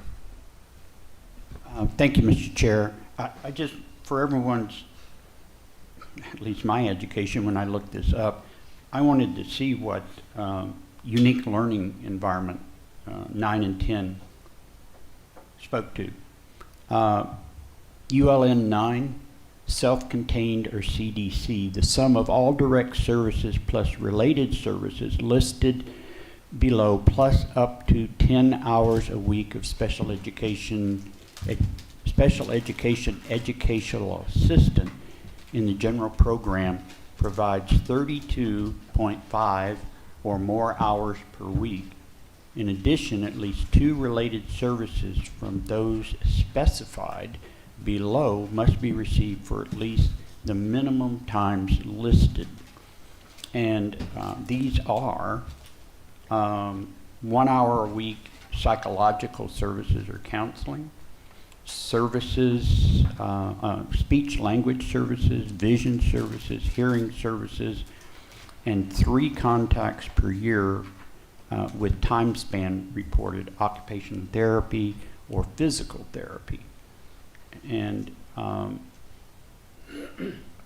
ULN 10 is for 24-hour residential service and or also hospital or homebound students that will provide 3 or more hours a week of support. So just wanted to let you know what these options meant. Thank you. And that's, to state again, part of the reason we included those is those are the ones that there's such a disparity in what they fund versus what it actually costs to educate these students that we cannot leave behind, that we will educate.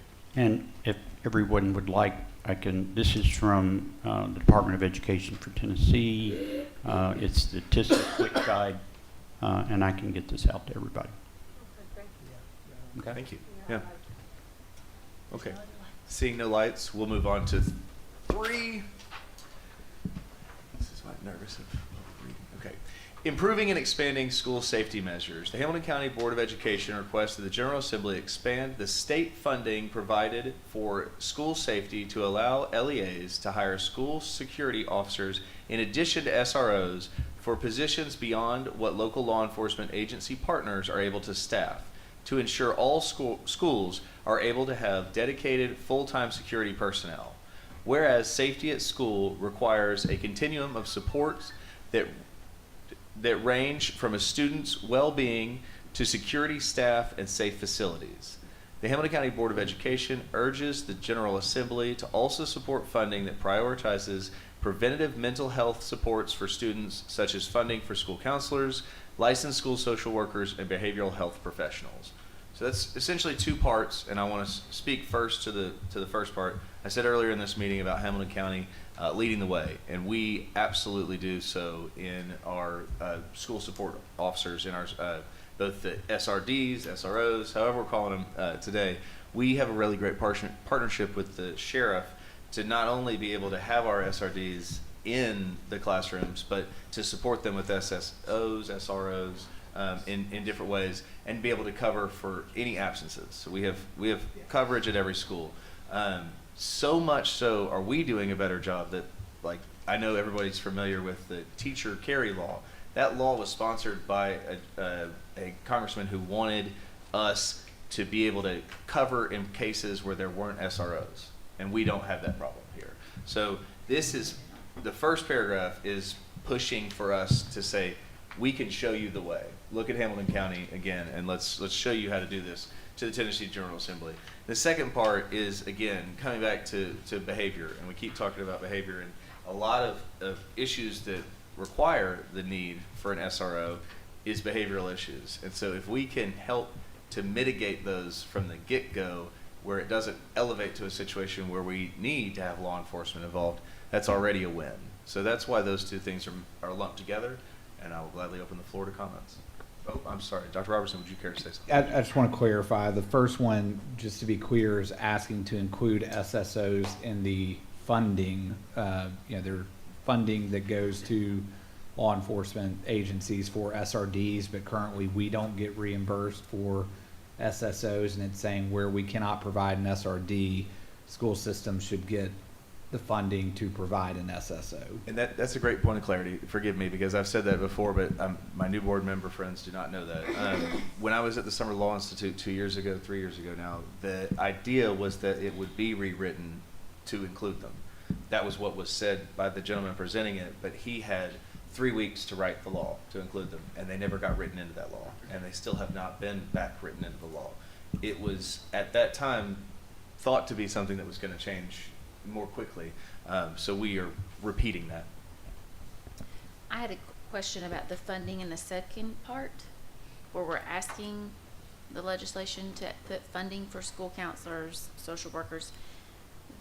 Are we getting funding for the BCBAs and the RBTs? We do, but it's not funded Enough. I mean, IDEA's, I mean, Scott's probably a historian on this, but has never been adequately funded. So we don't get the right funding from 18%. 18%. So it's essentially pushing on that to say, like, you need to fund these positions. Well, I do have one. Okay, when we say prioritizing preventive mental health support, what are we prioritizing that over? Again, to repeat, just funding it the way that it should be. It's currently funded at 18%. If 40% we got to 30 something during COVID, and it was one of the best that we've had for it. Am I correct? I'm not sure. Okay, I'll get that number for you of where it got to, but it's never been above 40% funding for all of IDEA, which is, if we could just fund it the way that it's supposed to be funded, then we could do all these things. And then I kind of heard another question, so I want to answer, I think, something you said. We would be utilizing Tennessee state law to people that, like social workers, through our policy, through our hiring. Nothing new. We're not saying we're creating a new position. We're not adding something to the budget. We're simply asking for the funding that they've said we should get, and writing a budget for us, and then not funding it. And in a way, I feel like it needs to, as far as safety, say something about just, discipline, school, as far as making it safe, as far as discipline in the classrooms. And So what she's talking about is in that second sentence, you can add school safety. because I think that's part of safety. Part of the reason, not just mental Prioritize health. preventive mental health and school safety. Yeah, to include mental health and school safety supports.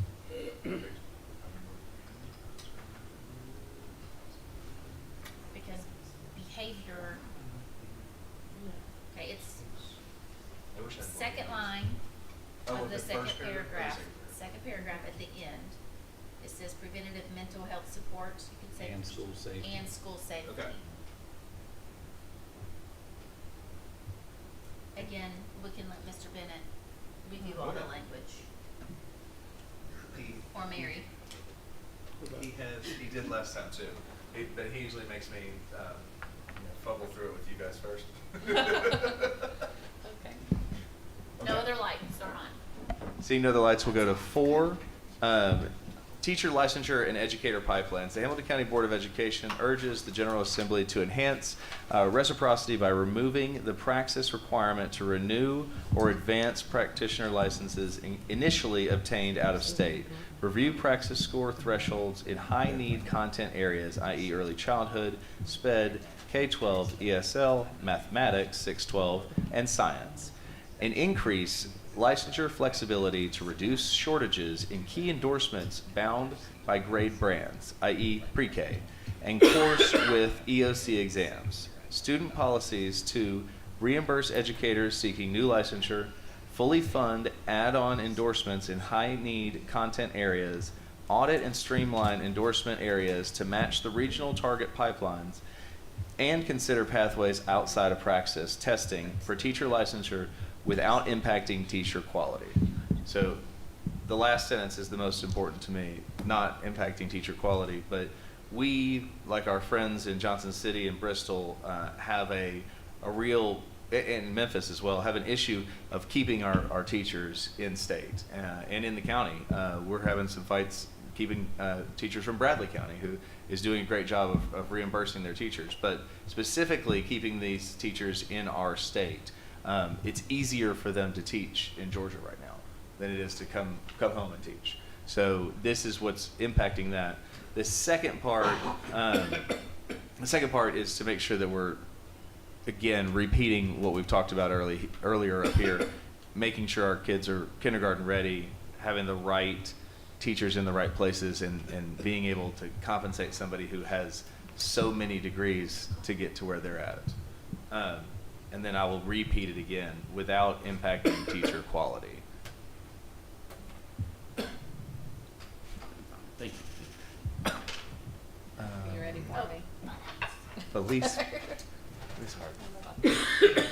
Okay, I like the first part as far as urging to enhance the reciprocity by removing the requirement to renew or advance licenses initially obtained out of state, because sometimes, you know, we've had excellent teachers with a great record of success in another state, but it is such a pain and a hardship and a struggle to have to go through the process to take the praxis and all to be able to teach, you know, in another state. So I like removing that requirement there. I like that. But the last part, I feel like for a teacher to be really qualified, they need to go through the praxis process at the end to initially obtain licensure. But I'm not saying they shouldn't continue to teach. I think they, you know, if we need them, just continue on a provisional license until, you know, as needed. I mean, extend it. Don't give it a deadline even, but not an official license until they complete, you know, the praxis there. So I like one part, and, you know, the other part I disagree with, but allowing them to teach with a provisional license as long as needed. So I think what clarified, to build off of your example, is what it's saying is to consider if a teacher, say, like, I'll use your example, you're a math teacher that then went to be a special ed teacher, and you had to take the praxis in special ed. What we're saying is, shouldn't it allow you to go and serve as a special ed teacher, and say you serve for a couple of years, go through evaluation, go through professional development opportunities, and then after 2 years, you then get your license without having to take the praxis in special ed. It's basically saying, think of other creative ways that you as a math teacher can then get endorsed in exceptional ed as well. Does that make sense? Yes, it does. So you're not saying an initial licensure. Exactly. Wait, let me see. And I would even go so far as to, Well, it just says testing for teacher licensure. The last statement is not clarifying. It's Yeah, I think if you read the first sentence, you got to put that in there where it says Okay. to policy to reimburse Reimburse educators educators. seeking and new fully add licensure. on. Okay, Yeah. no, it didn't stream. Yeah, I think the wording, because, you know, I did read all of that to begin with, but Just needs to be cleaned up. it needs to have that extra step. So the initial licensure, yes, needs the praxis, but, you know, clarify again in that statement that it needs to be an add-on, because it's like further down. and I think part of the reason that it was written this way, well, I think because I know, that we also, I'll repeat the reciprocity, but define it by saying from out-of-state teachers that take other testing metrics and have, are just as great of a teacher, but want to come to Tennessee instead of having to jump through so many hoops. We could And find maybe a way. maybe I'm just totally reading it totally wrong, but I guess that it's And so lengthy, and Maybe it's you just know, a clean down. it's Yeah. you know, we just have to clarify, I guess, that this just pertains to those who already have the teacher licensure. We'll get Mr. Anyway. Bennett to review it. I just put, for the notes on this one, definitely clean up the wording and be more definite and defined. Okay, so yes. Yeah, we're running I was just, the one comment I was gonna make is what Dr. Robertson said about the 2 year. I would suggest we do 3 year, as a teacher comes in, we do a 3 year apprentice teacher before they become a regular professional teacher.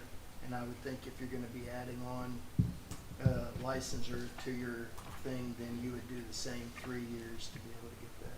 Okay. Noted. No more lights. Seeing my friend say no more lights. Moving on to number 5. All right, flexibility to address unique local needs.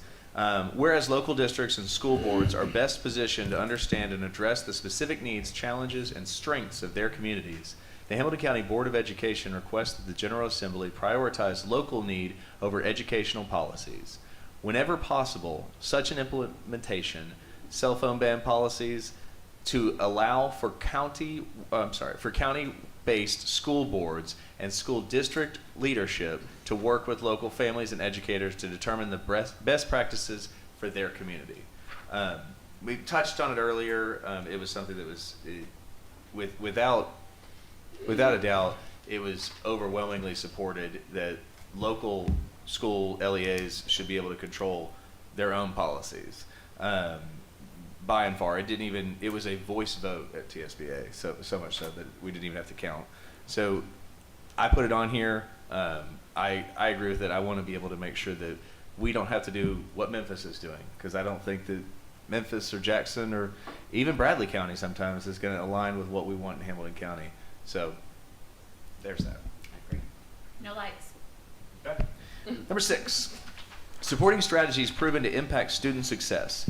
Support state-level funding for strategies that strengthen public education outcomes, particularly full-service community schools, school-based health clinics, universal free school meals, expanded broadband access, and early childhood education. Advocate for federal-level legislators to enhance Title I to support students living in poverty, increase the funding per pupil spent on students served by the Individuals with Disabilities Education Act, IDEA, that we've talked about, and amend IDEA to better support schools and parents in their ability to collaborate and meet the educational needs of individual children. One of the big things that's on here is our continued work with school lunches. I've had a lot of opportunities to be in schools where I've seen the kids that come in and get a meal in the morning, and when those policies and procedures are implemented, the behavior at the school tracks so monumentally better, and then the grades are better, and it just all starts with a kid can't learn on an empty belly. And we talk about the family life, and I know my friend Mr. Smith, Chair Smith, talks often about how it starts at home. And I think that if there's one way that we could help, it's that one. So I just love that that's on there. Expanded broadband access, again, we're a leader in that. We have a great partner in EPB. During COVID, we were able to get a lot of Wi-Fi devices into our rural communities that didn't have access, and to families that just simply didn't have access. Another great thing that it shows better outcomes when they have access to utilize their Chromebooks that we have one-to-one education on. And again, getting kids kindergarten ready, early childhood education, and advocacy for supports there throughout. And then the second paragraph is kind of repeating, but it's funding IDEA. That's what I was going to say. Is I feel like 6 is very duplicative of 2. Is there not a way that we couldn't combine it? There is absolutely a way we could combine it. The only thing we kind of stumbled on last year was we tried to do that, and it got like a word soup. But I do think that I repeated a little bit here, but let me go back to it, because up here in IDEA, we were simply talking about IEPs more, which is why we still felt saying IDEA down here was really putting the stamp on it and saying this is what we mean. Whereas up here in number 2, it's a little bit more the TISA funding model for direct dollars for IEPs that are being underfunded. I just feel like we need to be careful what we're asking for. Let's ask for the main thing, so that they don't get lost in other things and we lose the main thing. Agreed. I do think they're separate, but I would entertain absolutely if there was wording. And I would love if you wanted to send any kind of wording you think to put them together. I say I'll entertain it. We will entertain it in 2 weeks, but I can gladly compile that with Mr. Bennett when we meet and send that out to everybody. Probably wouldn't get my vote on 6, but you would on 2, so you might want to combine them. Okay. That's me being very frank with you. No, I appreciate that. That's what's needed. I wonder if there's a different way to combine them. Like I hear what you're saying. You almost have like two overlapping. If you did one that's specific to like federal programs like Mhm. IDEA, That's what I was gonna say. economically disadvantaged, Title I, and then one that is specific to TISA and that funding model of saying like continue to fund the summer programming, continue to fund. So can we try to rewrite it Yeah. into? Yeah, I think if you focus on the IDEA, you're going to get further than focusing on all the other little things. And I don't want us to lose out on votes here and work with our legislators by being too ASCII, too verbose. Let's focus in on the IDEA and then the TISA. You know me, I use 1,000 words where 100 do. Bah. You know. Felice, she's on mine. At least. Yeah, I think a couple of things, I guess being too verbose, and maybe I'm just spelling it out, or universal free meals, maybe, for the Title I schools, certainly, but, for some of the schools that are not, I don't know if it's necessary for us to ask for that at this time, anyway, The outcomes are so monumental that I hear you, and I would gladly debate you on. Okay, on I could see the it though, merits. definitely in the Title I schools, universal for those schools that Again, are. I agree, but I think that all of our schools do better if the kids have a better foot forward. And Okay, well, and you have research to do at some time Yes. later.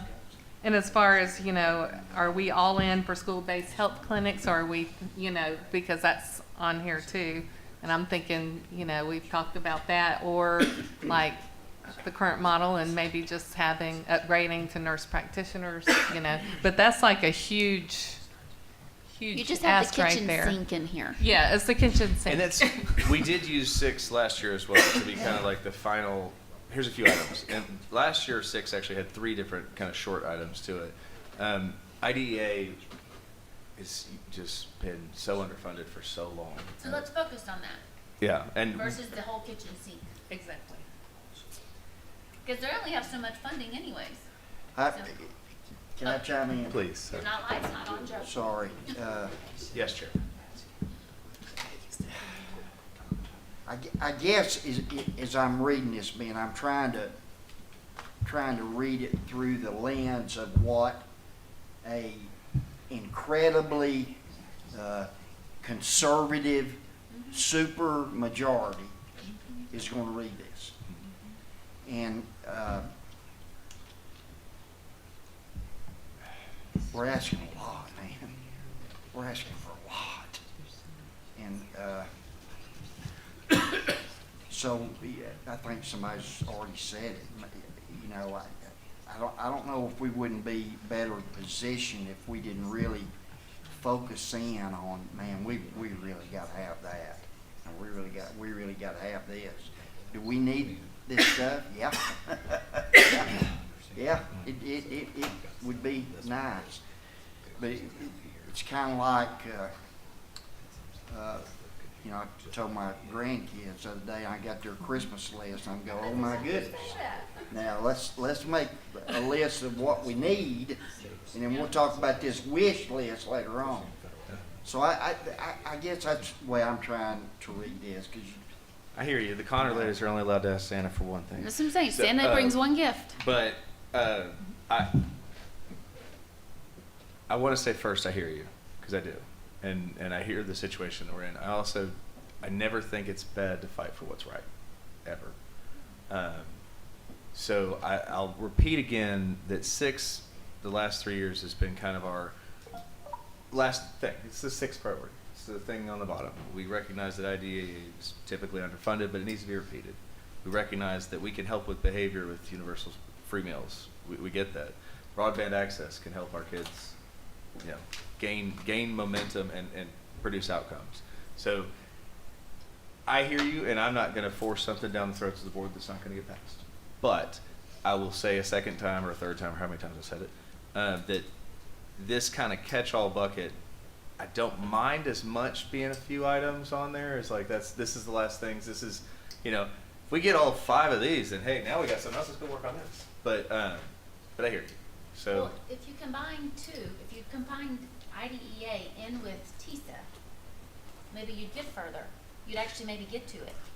What I worry. I think what is good, can we take a swipe at trying to just reorganize 2 and 6? Not necessarily try to cut it down to 5, but reorganize it, put it a little bit plainer, and we can get it, try to turn it around tomorrow. Yeah, because I will say again though that TISA is from the state, and then we're talking about federal IDEA dollars. So it's It's what we were just kind of talking about. It's almost twofold, right? Because Yeah. you've got the model of TISA of how it funds disabilities, but then it's also asking them to press federally to fully fund IDEA. yeah, it's almost like this is a separate thing. Like this is our legislative agenda in total, and everything we've said to the Tennessee General Assembly so far. And this bottom one, I mean, I've sat in Marsha Blackburn's office talking about expanding broadband access and how necessary and needed, and her aide was agreeing with us, you know, about the necessity and need of these things, that they've been working on something there. But that's why I don't want to forget. That's why this is the bottom one. Like, hey, we talked about that. Don't forget. Let's keep doing this. Maybe I just like leave broadband IDEA access. up. Okay. Let's- and have it like- Okay. Sorry, Mr. Slater. Okay, I'm a little bit with Felice about the school-based health clinics. That could cost a ton of money because it's one of those things where you do it for one school, you got to do it for all of them. I just have a little bit of a question about all of that. So I would like to get some more information about it, but I will say that in one of our models that it's working the best, what they've done is, you know, in all of our budgeting for each one of the schools, the principal has the opportunity to, you have to have these people, you get to pick over here. And from this bucket, you can utilize the funds available to make what you want. In one of our schools that it worked the best, they took a position and cut it in half. And they took half to get a more qualified person here, and they took half to get a more qualified nurse practitioner instead of one of our nurses. That's how we were able to fund that. We didn't spend any extra money. We just utilized someone in a different manner, and I would argue better. And it's been a huge asset to that school. So I think that it's not necessary or necessarily needed in every one of our schools, but if we could argue for it in the right funding, you want to help me out with? Yeah, I mean, we're getting 2 different models kind of mixed up. Like we've got one that's a partnership with the Hamilton County Health Department where they oversee nurse practitioners. Is it 2 or 3 schools? 3 schools now, and basically they're using their strategic dollars to enhance what we fund the nurse for, and then the health department oversees that nurse practitioner, right? I really like that model, and I see that model as being one that could be replicated in most places. The other one is the health clinic at Howard, which I would argue is still a very effective model. It's working with the Erlanger Foundation, full-fledged clinic. And when you say like if we do it everywhere, it would be, yes, if we did that model everywhere, it would be extremely expensive. I think that model is unique in that you kind of think about healthcare access in different areas, and if we're just being honest, you can't look at it and tell me it's not different in different areas, right? The access to it is different, and so I would push us to think about the models differently. And what you probably could see, even in schools that you don't think of being in need of healthcare, but think about a nurse practitioner and little kids in elementary schools. Like I'd love to see that model in all of our elementary schools because of ear infections and strep and all those things that we can quickly diagnose and help parents. Lice. Oh, don't say that. That's one. But so I think thinking about it in 2 models is what we're talking about. I itch every time. Every time I'm like this. Don't mention the word. Yeah, right. Okay. Okay, so I hear you. I think what I've heard everybody. I'm pretty sure there's no more lights. What I would like to say to the board is that Scott and I will get together and talk about it a little bit more. Dr. Robertson will try to help me get these thoughts better aligned, and we'll bring it. I probably am still going to bring it with more section here, but I will obviously entertain motions to delete paragraphs or sentences if needed. But I'd like to take another crack at getting it written right. Okay. All right, the big one. Let's do this. Number one.